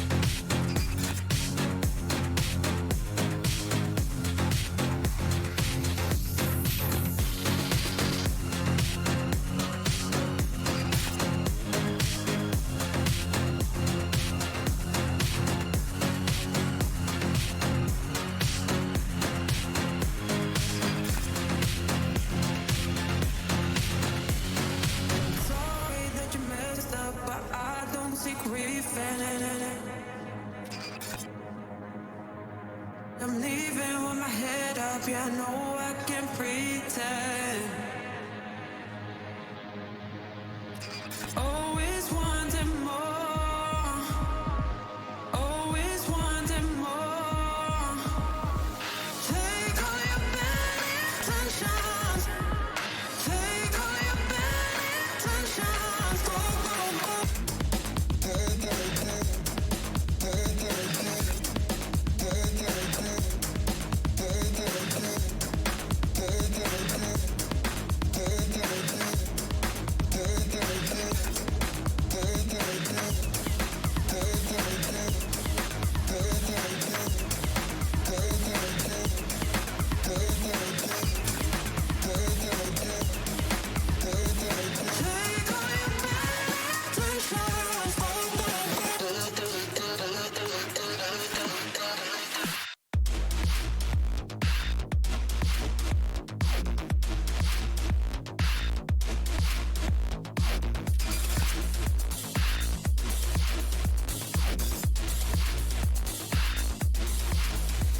Go, sorry that you messed up, but I don't see grief in it. I'm leaving with my head up, yeah, I know I can pretend.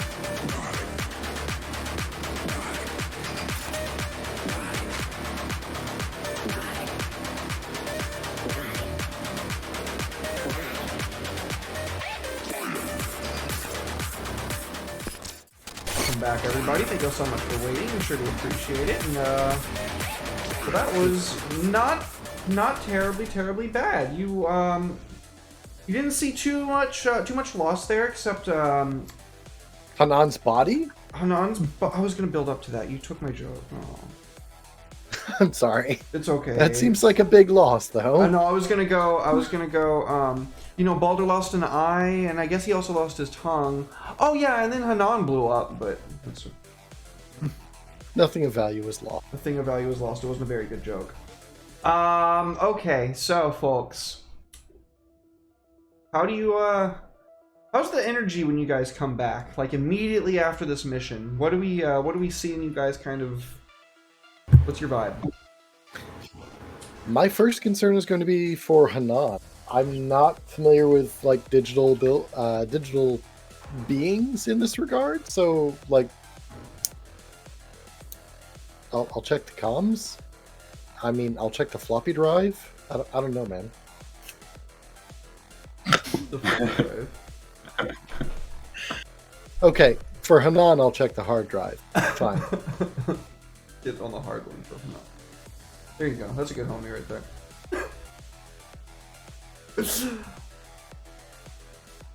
So, when you guys get to the VTOL and it takes you back, right?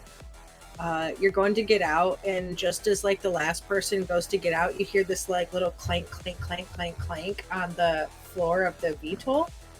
And when you turn around to look, you see Krang, but Hanan following behind you. All right.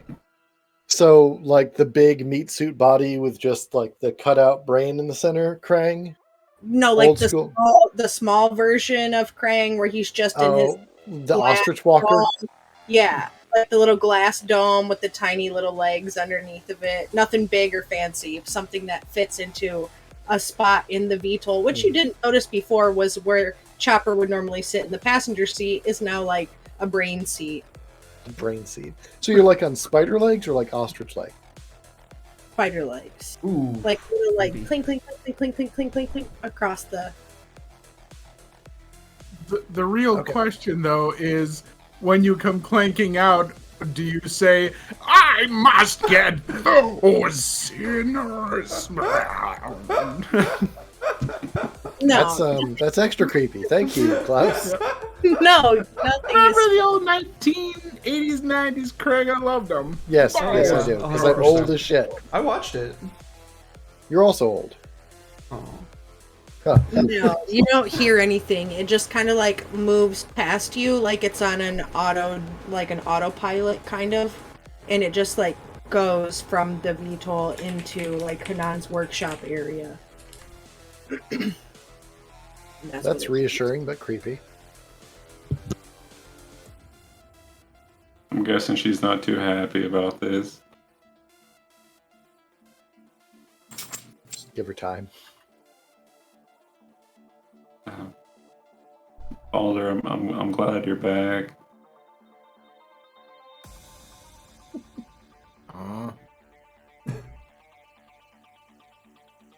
You notice that Baldur hasn't said a word to either of you the entire time. You probably noticed that his eye was missing, but maybe just kind of professionally just didn't say anything. But it's not really like Baldur to not say anything. And he's been gone a week. You think he'd have at least something to say. Hopefully, thanks. He hasn't uttered a word. Just... Oh.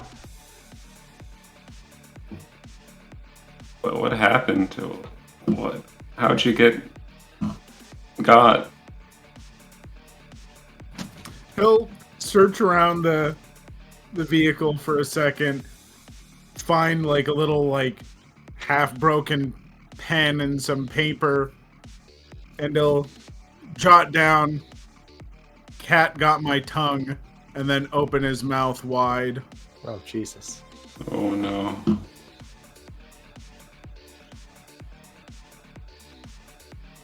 Guess they didn't like you very much.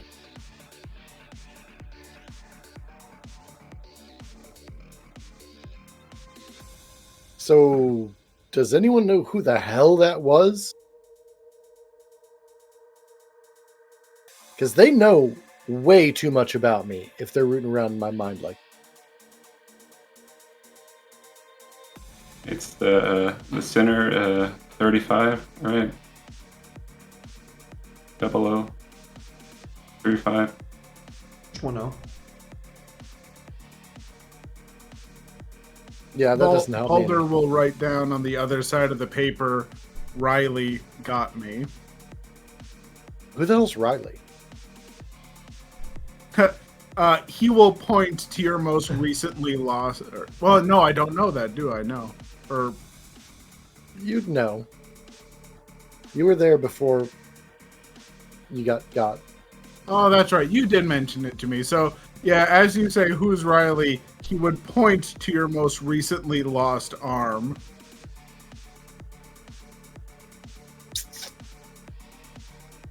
Yeah, I'm starting to get fed up with this person.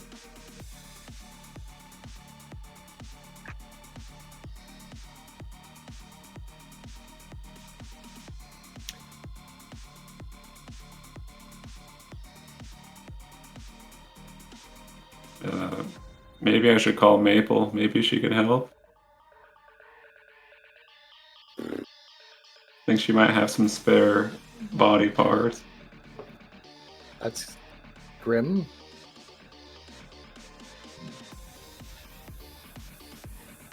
So as you are kind of sitting around trying to think of what the next move would be, in walks our favorite Fixie Vixie. Oh no. You went down to the ghost cities? Really? Don't know what you're talking about. Come on, Balam. She places her briefcase on the table, opens it up. If you don't tell me, I can't make sure that recovered assets don't go missing. Yeah, tell you what, why don't you ask Baldur? He's got all the information you need. Just go ahead and sit with him and he'll fill you in. Okay, Baldur, let's do this. He'll walk over and on the last little part of the scrap of paper, write, "Gonna need more paper." Give me your plug. On a first date? Scandalous. Yeah, she goes into VR with you through her attaché, and you find that your ability to speak and everything is completely restored. Because it doesn't matter if you have a tongue in virtual reality, you can still communicate through your speech. Like, So what you're saying is, in VR, everyone can hear you scream? in VR, everyone can hear you speak. Yeah, That's terrifying. good meeting. So, what do you tell Vixie? He'll tell everything that he knows. Honestly, he will go through step by step what happened. At least his experiences. I don't know if the others shared much about what they experienced in there, but he will recount being kidnapped. He'll recount all the little details he heard them say. How his time was there, a delight, I'm sure. Go over, waking up, missing parts, the reliving a past memory, waking up with the little cult and the sinner, all that kind of stuff. So, yeah, he will share all the information. Okay. So after your full debriefing, I assume it takes probably 15 to 20 minutes just to make sure that you get everything in there. You both come out of virtual reality, and she says, "Yeah, that tracks. Okay. Nirvana. Harrison's not done.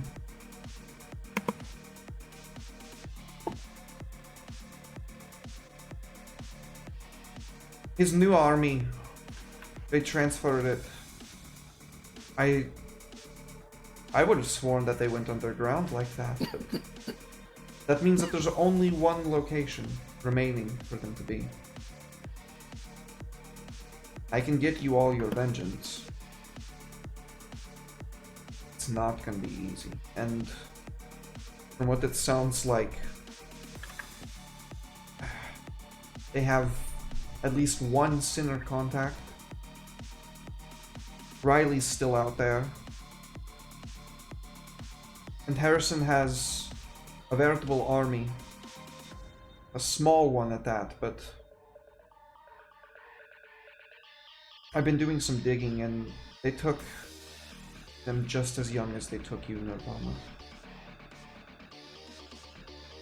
They implanted them with cyberware as soon as their brains wouldn't fry, and they've been running them through simulations. And he's about to unleash them. I know where that's going to be, and he's going to be there.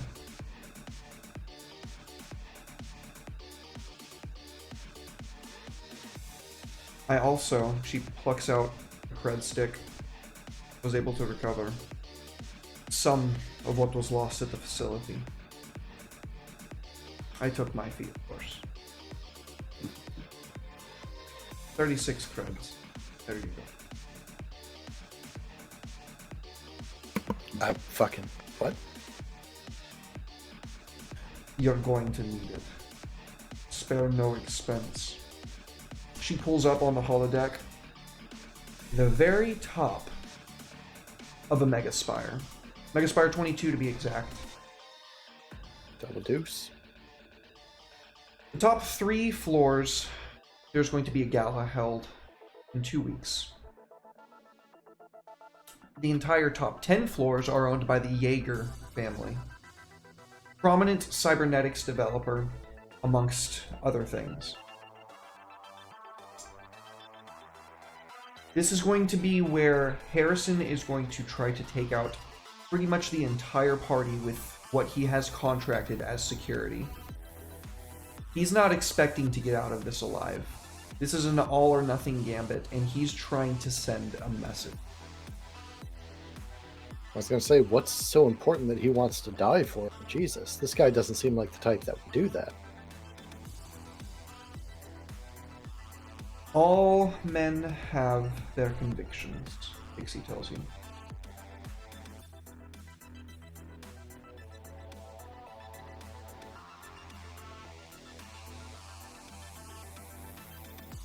Okay. This is a zero-sum game.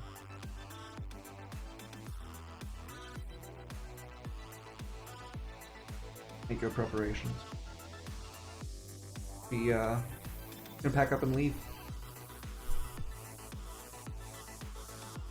Obviously, she leaves you all the data and all the information that you would require to make your preparations and what have you. But yeah, so we're gonna go into downtime. Whoever would like to go first.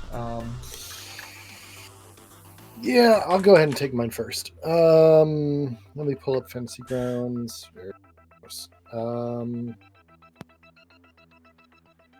We're going to indulge Vice for a start. Okay. Oh, god damn. Thank you. 5 edge, nice. Yeah, so we'll get a massage, we'll smoke some cigars, drink some good alcohol, and generally enjoy yourself and blow off 5 stress. Because your boy needed it. Very fair. So, first round Balam, who wants to go next?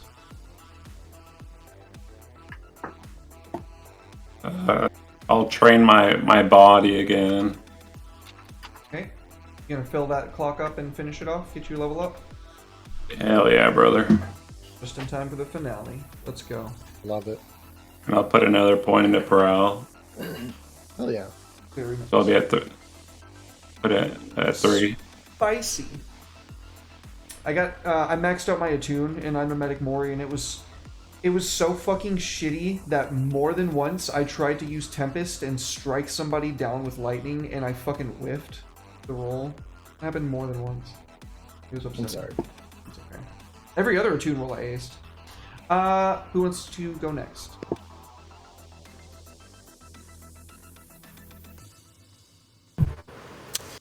Well, we have a trauma to talk about. What did you elect to take?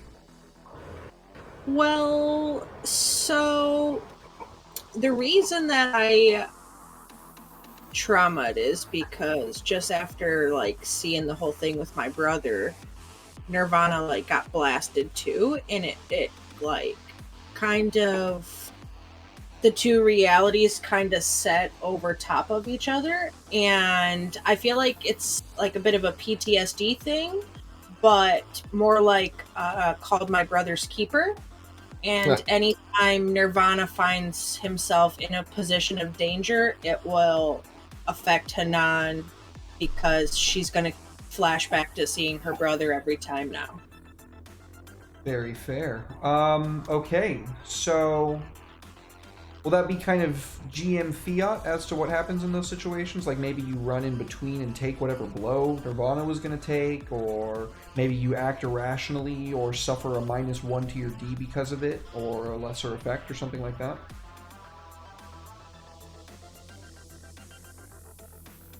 Or did you have something specific in mind? Because if I you don't did, know I'm up for it. I don't know enough about the game to have decided that. I just figured out what the trauma would be and what would cause it to affect me. Fair enough. No problem. We can figure it out as we go. So, your trauma has set in. I suppose we would consider that, what is it normally sentimental? What is it? What's it called? The effect that's normally called? I can't remember. Now. It's basically I got you. that. Give me a second, I'll get it. Red took it as his first trauma. I remember that. Soft, but that always doesn't always translate system. So give me that. Okay. I think my computer is lagging. That's weird.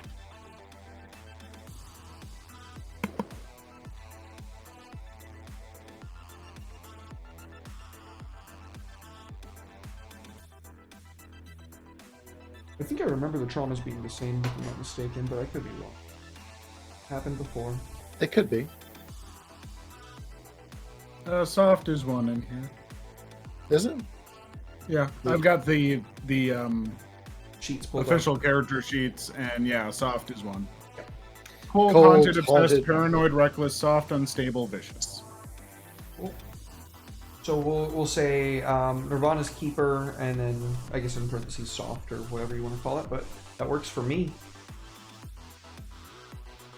Very well. So what are you going to do with your downtime action, Hulu? Well, let's talk about it later. Okay. Baldur, Thought process here. go on. Fair enough. Baldur's turn. So, we got 36 new yen, which is 8 apiece. That's a bundle. It's 9 It's a apiece. lot, because if I take the 2 that I've already got, if I could have another 10, I could get to the next stash level and get a big bonus. Tier 2 You know. equipment? See? I can get some real nice stuff for myself, but I got some stress built up. So I have been debating back and forth. Do I just keep this stress and bring it into the next one? And I've got 5 edge left. We know what we all know what you mean. Yeah. So it's like, do I want to just deal with only having that, or do I want to risk some of this money and then risk not getting that level up, that next stash tier level, next lifestyle? I don't know. And You're also so- missing your mouth, which you could benefit from restoring if you felt like, but you don't have to. I thought he was missing his tongue, not his mouth. Yeah, but I mean, you're missing the Okay, ability cool. to speak. Yeah. I thought you were Mr. Anderson him. Oh no. Anders. No, the insanity part comes on the missions. I try not to fuck with you too hard during downtime. Fantastic. Love it. Thank you. Well, see, the thing is, if I got to the next tier level, one of the new things that I can get myself, one of the 2 things I can select are cybernetic. Ooh. Hog. So could get myself a nice little cybernetic tongue. There's gotta be. I cannot for the life of me find the cybernetics list now. But It is in the back of the runner's sheet, like the. I think it's like page 230 or something in the book. Also that. I do remember reading because I did read over them today. There is one for vocal, if I'm not mistaken.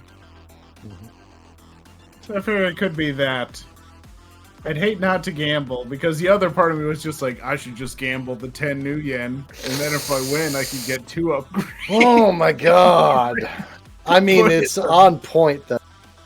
It's a. But even I think with everything we've gone through, there is a part of Baldur that does not want to gamble away, and a part of Baldur that just wants to be stressed and miffed. I can see that. So I'm not gonna gamble. Shit, I'm gonna just invest this money and get myself to the next lifestyle level, so I can get myself a cybernetic tongue as a free bonus. And I think the other one will be yet to be decided, but. Maybe another eye. I guess I need another friggin' eyeball too. God dang it. True. I know the feeling, buddy. I know the feeling. We're all losing lots of body parts. It's So I guess fine. for my first It's just downtime, not I'll try and do a healing roll. Just try and make sure I go in. At least I'm fresh-bodied, feeling good. All right. So fresh Yeah. and so clean. So clean. The failure, that is 1 tick. Hey, Boy, I just needed anything other than a failure there. But okay. You got to reroll, right? Did you use the bonus No. die earlier? I already used it. Oh, Yeah. okay. Then, yeah. Oh no. Well, I assume is the first part of this healing process is getting the vocal flex cybernetic tongue installed, which is a higher tier, if I'm not mistaken. It's tier 2, tier 3. If I'm not mistaken, if it's increasing your lifestyle and your equipment gets upgraded, then that would make sense to me. That the Well, so cybernetic would be a higher I quality. can only decide. So basically, when you up your lifestyle by getting 10 stash, you can choose to upgrade. You get basically 2 upgrades. You can spend them to get a new piece of specialized equipment from a different playlist. You can use it to upgrade one of the items on your playlist special items that you already have. Or you can use it to unlock new cybernetics, like in the beginning when you had the points for either buying some cybernetics or special items, whatever, stuff like that. So Got it. you get 2 of those that you can mess around with. Not everything upgrades, unfortunately, but and even though in the past I was planning on maybe upgrading some of my pretty little items and stuff, I will settle for a new tongue and eyeball. Well, that's fair, because you did upgrade them once before, so that's still going to come into account. So if all your stuff went to tier 1, then this would be instead of it being a tier 0 cybernetic, it would be a tier 1 cybernetic. Is that right? Maybe? You're a tier 0 crew, or tier Yeah. 0 crew. Crews build really slowly. No, the crew has leveled up once, so you're a tier 1 crew. You have increased your stranglehold by coordinating with the Order of Twilight in session 2. So yeah, we'll say that you're a tier 1 stronghold, so you have upgraded your item, so it would be a tier 2 cybernetic.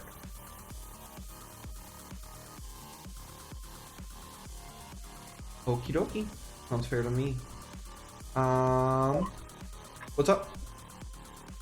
Good. Oh, I just said awesome. Going back around the ring, that takes us back to Belong. We're gonna have to take some downtime to heal.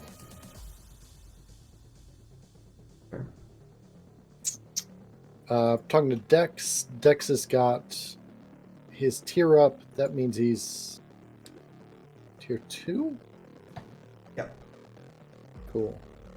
So I'll be rolling 3d6 Sounds right to me. because I got my bio repair liver. Mm-hmm.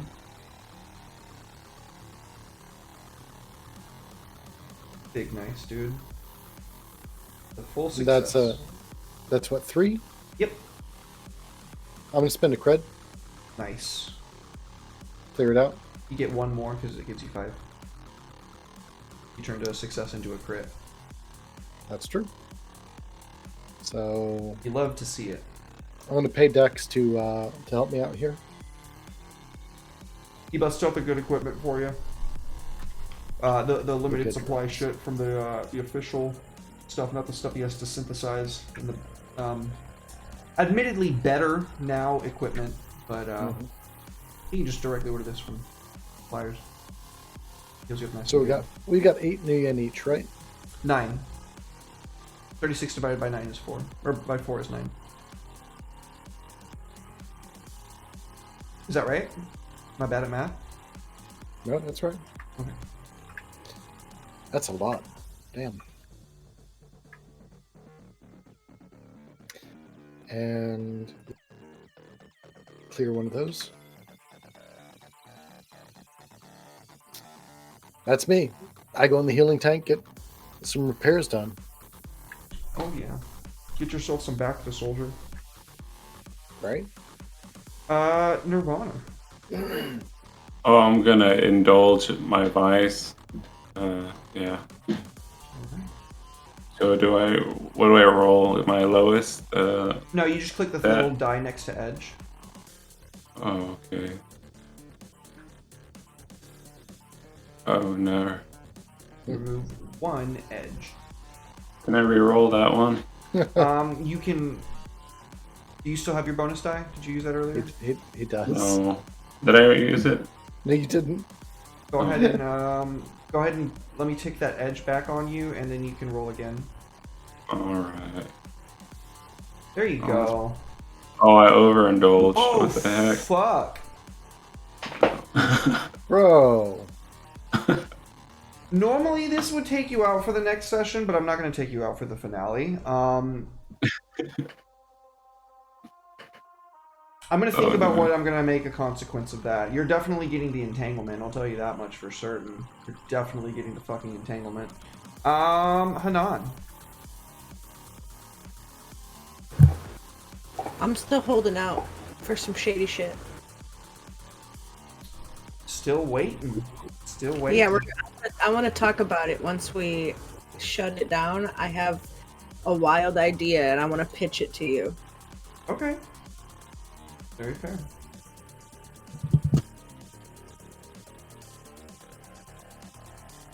So Nirvana, while you are locked into one of your hazes, playing the Vidya games, you get sent a perfect one-for-one swap of a simulation of all the missions you ever ran. The environments are perfectly recreated. The weapons give the exact amount of recoil that you're used to. And you are solely responsible for opening up a doorway to everybody in the train station getting hacked.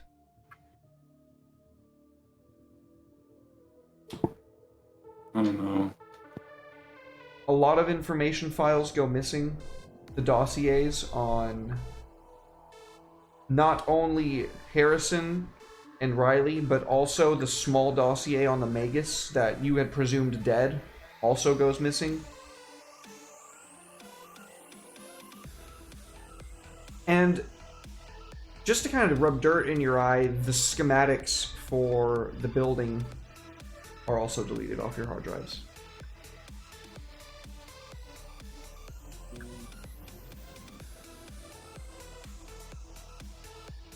Sorry, bud. That's why you don't open suspicious emails. It doesn't matter how fun the game sounds like it is. Phishing is real. It hurts people. Life is a highway, Nirvana. You got to ride it. Yep. All night long. Thank you. Balder. I just gonna do the one more heal check. I mean, no matter what, I'll at least shake this last thing off, finish up my little surgeries. Partial success. There you go. That's enough. Woo! No, wait. That's actually still a failure, but that's one. Yeah, that's all you needed. That's all I needed. Yep. Just the one. There you go. You can get rid of whatever shit was on your first level and push your second level one down, and all, or whatever the Oh, I got rules no are. second levels. I Yeah. got nothing. Going into the finale. Clean. Because, you know what? I'm going to need to take some hits since I've got only so much edge left to burn. That's fair. All right. Balam, back to you, buddy. Yeah, we're gonna take another.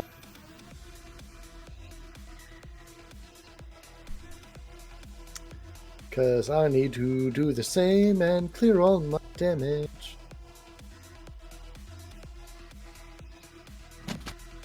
Jesus God. That was a 1, a 2, and a 1. Gonna pay for Paying a it. new yen Yeah. to get another yen. Um, It's crap, but it is what it is. And I will be paying for another downtime action. okay, we'll keep going. I Yeah. guess it's just you Just and so- Nirvana if Hanan's gonna hold off until after we close down stream. Nirvana. Is there anything I can spend my new yen on for like getting better stuff? If you have, what is it, 10? If you have 10 new yen, you can put it all in your stash, which increases. You can choose to either all that stuff that Klaus said earlier. You can take new cybernetics, or you can choose to upgrade all of your gear or that kind of stuff. Yeah, I'll do that. You have 10 new yen stashed away? I got You still have like 14. Jesus. I got 19. Jesus, okay. God That's damn. right. Yeah, he's been holding it back. I've been watching him. I've been watching you. All right. So That's almost 2 times you could do that. If only you could borrow a new yen from somebody, that would be twice the anybody in the I got anybody you. in the chat? I got One you. in the crew sheet. I put 2 in the crew so far, so there's 2 spare in the crew. Take one. Fucking A, yeah. There you Let's go. go. Upgrade your Double gear upgrade. twice? Is that what you're going to do? Or are you going to do cybernetics? Or what are you going to do? I'm gonna do double equipment upgrade. What's your gun's So- name again? Sorry, go ahead. I was just going to say, so that gun that got beat up, you felt really bad about that? So extra bad Nice. about Hey, that's the closest thing to a girlfriend that a life like this provides. He's gonna take care of his baby the best he can. Real Yeah, I'm shit, gonna get man. the Be diamond crusted, but she's gonna take somebody out still. that. You're going to need Please do not cybernetic arms. bedazzle. Please do not bedazzle your battle rifle. Bedazzle it with diamonds and then get the cybernetic arms just so you can actually hold it up because diamonds weigh a lot. Actually, they're not too bad. Call of Duty weapons mastery, bro. Diamond camo. Like There it's you how go. it goes. The whole thing is diamond. Yeah. What's your gun's shoots name? diamond. Shiny. Oh, what did I call it? That one's Is it Darcy? Because that's what it is in Destiny, if I'm not mistaken. forgot what I called it. I have to look at the bots. That's fair. Damn, you can't even remember your own girlfriend's name, Jihan. Devastating. Yeah, Wow. I didn't even get to use her the last mission. You know, Wow. Okay. damn it, dude. Well, it's gonna be different next time, I can promise you that. So you spend a fuck ton of currency to, yeah. Do you have the extra new yen for that downtime, or do you even need to do that as a downtime action? Can you just shove all that shit in there for free? Yeah, for free? Cool. Then, It's not downtime action to move anything to your stash. cool beans, man. Then you don't have to take that last new yen that's sitting in the crew sheet. There's one left in there. Dude. So if you are going to use that for something, then you could use that for another downtime action now if everybody is cool with you doing that. So you know. We are going into the finale before we go on a break, so don't hold anything back, because I'm not going to.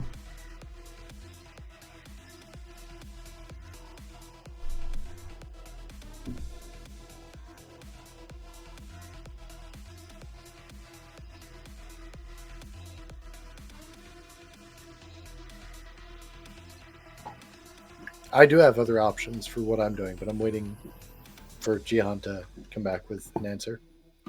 Oh no, that's it for me. I mean, I can heal up. Can I heal up? Yeah. I got old echo still. Yeah, your clock is full. Is it? So is it supposed to be back on 0? So then you would not actually be able to fill up your healing clock, so it probably wouldn't be worth your time. It depends on Okay. if he wants to take it as 2 actions. Yeah, I'll just stop here then if I can't do anything. How do you take it as 2 actions?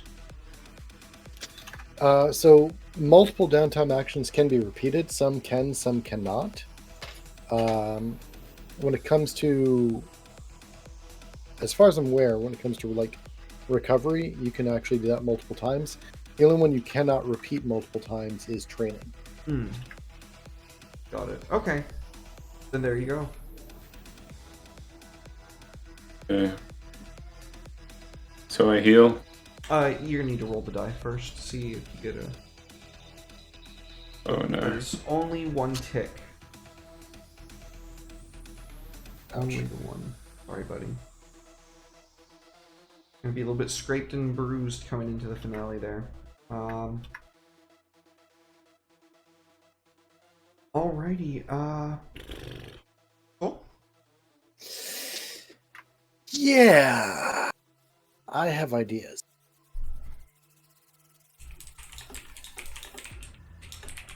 I'm all ears.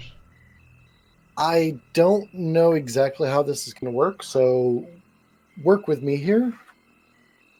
We have a technician corps as a cohort through Jihan's actions, right?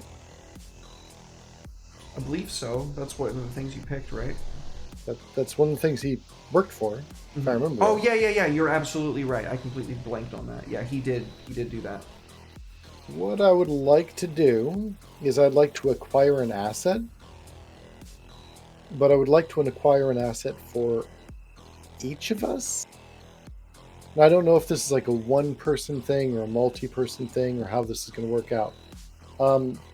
I would like to raise, mechanically, here's what I would like to be. I'd like to raise the tier level of our weapons by 1. Utilizing our already existing asset and also dumping Nuyen into it. So 1 Nuyen for the extra downtime action, and then acquiring an asset, you can gain temporary use of an asset. 1 special item or a set of common items, enough for a group of your tier scale. That's where I'm like, I don't know where that falls out. That's really a you question. I mean, The long and the short. Go ahead. The long and the short of it is, whatever that requires, why I am happy. So if that is 1 for the downtime and then a Nuyen each person, Yeah, that sounds fair to me. cool. So I will run through 5 Nuyen to utilize our technicians. So on the next run, and only on the next run because it is temporary, all of our weapons are 1 tier higher. Jihan, Jesus Christ. So Jihan's shit for this next mission is, you guys are tier 2, his shit is tier 3, so it's going to be on par with what these guys were before you took them down, so you're going to be having them at an advantage here. Let's fucking get. They are at a weak tier 3. You have taken them from tier 3 strong to tier 3 weak with this operation. Blown through the cash for that. That's my big deal.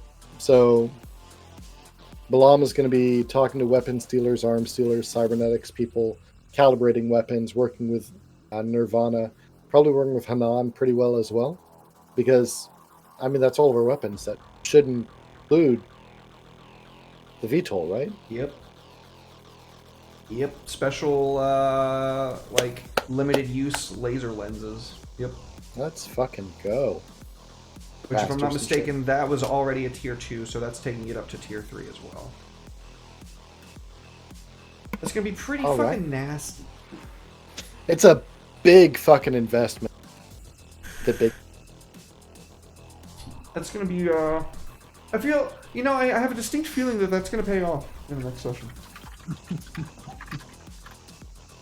Very well. Very, very well. Okay, anything else? You're the last one, Soul. Is no one else taking any actions? Hana wants to do hers off screen, and Balder, I believe, spent his actions. Did you spend both of your actions? Yep, and spent all his new yen upgrading his stuff. Nirvana just In which case, I'm going to take one more new yen for another back to tank. hold it. Yeedly dee. There you go. There's that 6. Cleared all of my harm. Very nice, dude. Fantastic. Yep, that's me.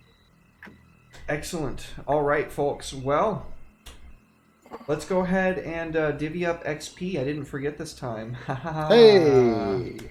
Let's go. I hope that you guys marked your desperate actions, because I can't really remember them. I know that at least 2 of them happened. I don't remember more than that. And I don't really remember who they happened to exactly, except for the one that Soul threw. Wow. I remember that. Hanan and Balam both had desperates. Already marked. Fantastic. So let's go ahead and mark those, and then make sure you allocate which skill that went to for the second arc, because there's going to be more, assuming all of y'all want to come back. And let's just go with the order of the character sheets that I have in front of me. Nirvana. Did you address a challenge with tracking or violence this session? I think I did. Trying to find Balder and trying to destroy the warehouse where we stay. Is that violence? Yeah, I'll say so. That not necessarily violence against a person, but it is violent. It is a violent act. So yeah, 2 XP for that.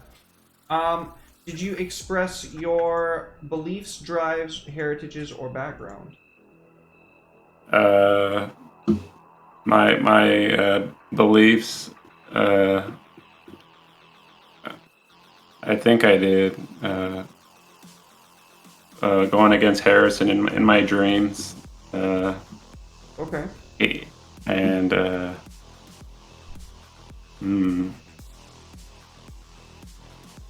I guess a lot of it's like background stuff too, like reliving memories and being obsessed with this dude.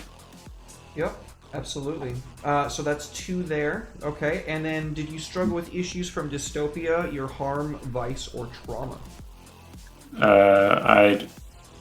My vice, I just messed up. Yeah, you definitely did with your vice. You overindulged and lost intel for the mission upcoming. And I guess my harm is I almost died this session, maybe? No? Not really how it typically means.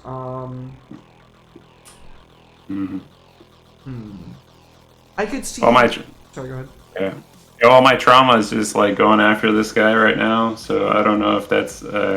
should I be marking that twice? You did step in the ring not paying attention because you're trying to get this guy and got the rest of us fucked up. Love you, buddy, but you did get us fucked up. Damn, dude. Yep, so that's 2 more there. Very good. You are 3 away from leveling up. That's very nice. You'll probably level up at the end of the next session, so coming into the next arc, you'll be even more powerful. Okay, Balam. Okay. Challenge with violation. I gotta say yes to both, actually. Violence is kind of my nom de plume, but also I want to say coercion with using that command to banish on the summoning circle. Okay. That was a sick. command roll. Yeah, no, absolutely. I'm on board with that. That's 2 right there. All right. Beliefs, drives, heritage, or background. I gotta advocate for myself here. I think I get both of them. Beliefs, drive, beliefs. Always be better, always be improving. Showed that through the backstory. Drives, leave no one behind, always keep people moving forward. Backstory. Heritage, coming up, South American, on the edge of it, through the backstory. Yes. Yeah. If I could give you Background. 3, if I could give you 4, I would. I mean, you can. You're the DM. But I'll take 2. Dystopia, harm, vice, or trauma. I want to say, yeah, I absolutely did struggle with the dystopia. Anything that's able to hijack our brains with this magical bullshit, I want to say that we all should count dystopia at least once for that. That's fair. But beyond that, I want to say that, like, digging down into the street level bullshit and not being able to go high and clean, where, let's face it, I actually do pretty well because high and clean is not prepared for outright violent action. I kind of am at a disadvantage there. I want to say I struggled because I could have just gone in guns blazing, but that would have put me at a disadvantage. So it put me on the back foot. I had to come in quiet. I had to leave quiet. So I want to say, yeah, 2 for there. Yeah, absolutely. So that is going to level you up and give you 1 extra XP there. Hype mode.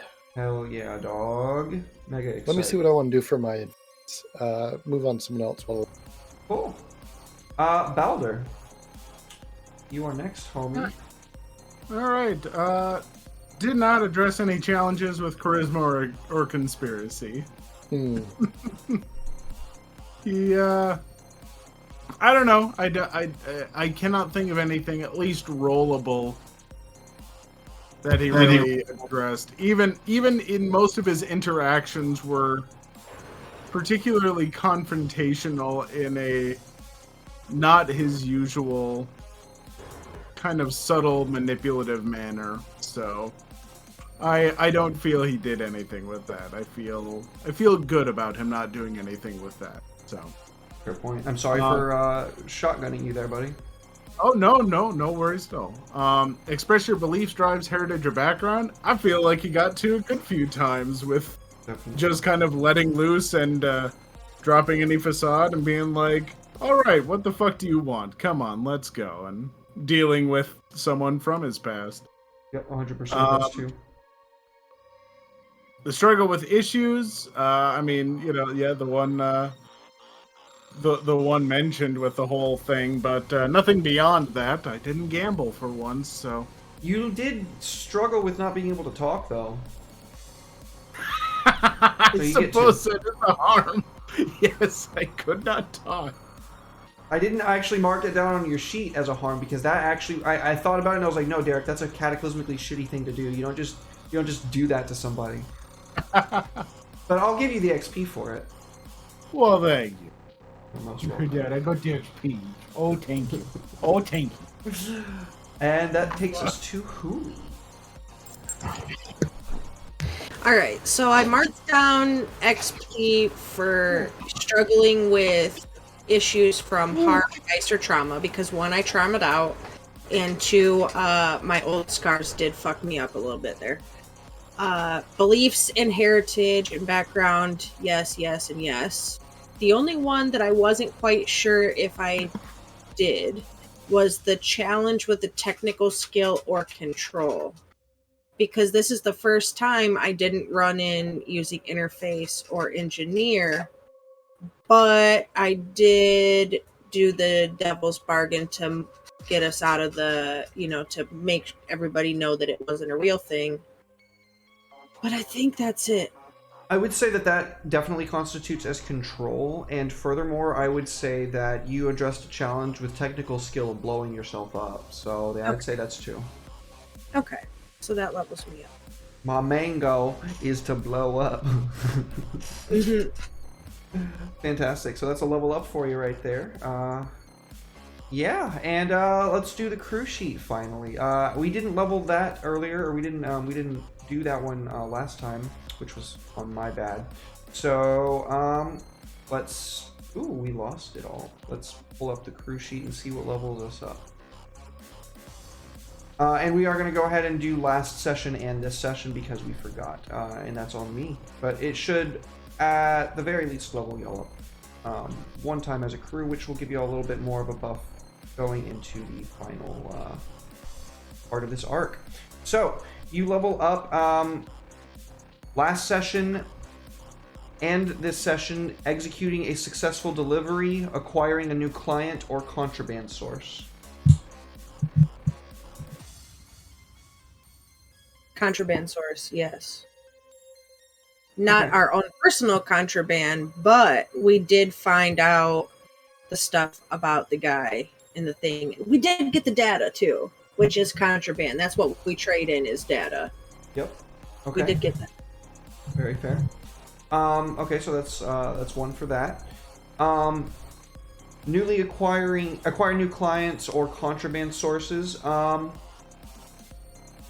I would say that you reacquired your friend. He was lost, but now he's found.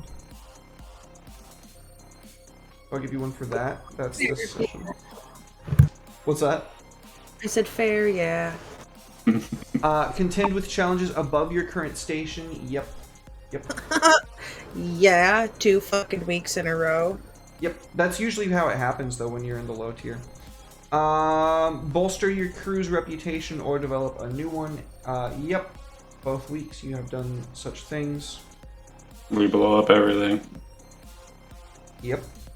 Express the goals, drives, inner conflict, or essential nature of the crew. I would say that you have done that in spades, both last week and this week. So that is going to be 4 points there. That is going to level y'all up and give you one more on the next tick. So you are also going to get to pick a special ability for the crew, but we can discuss that off stream.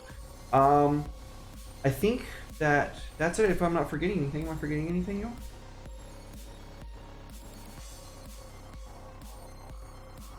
You're forgetting to get Wody on cam for JJ in the audience. Aside from that, not that I know of. He's laying on the ground. He doesn't want to come up right now.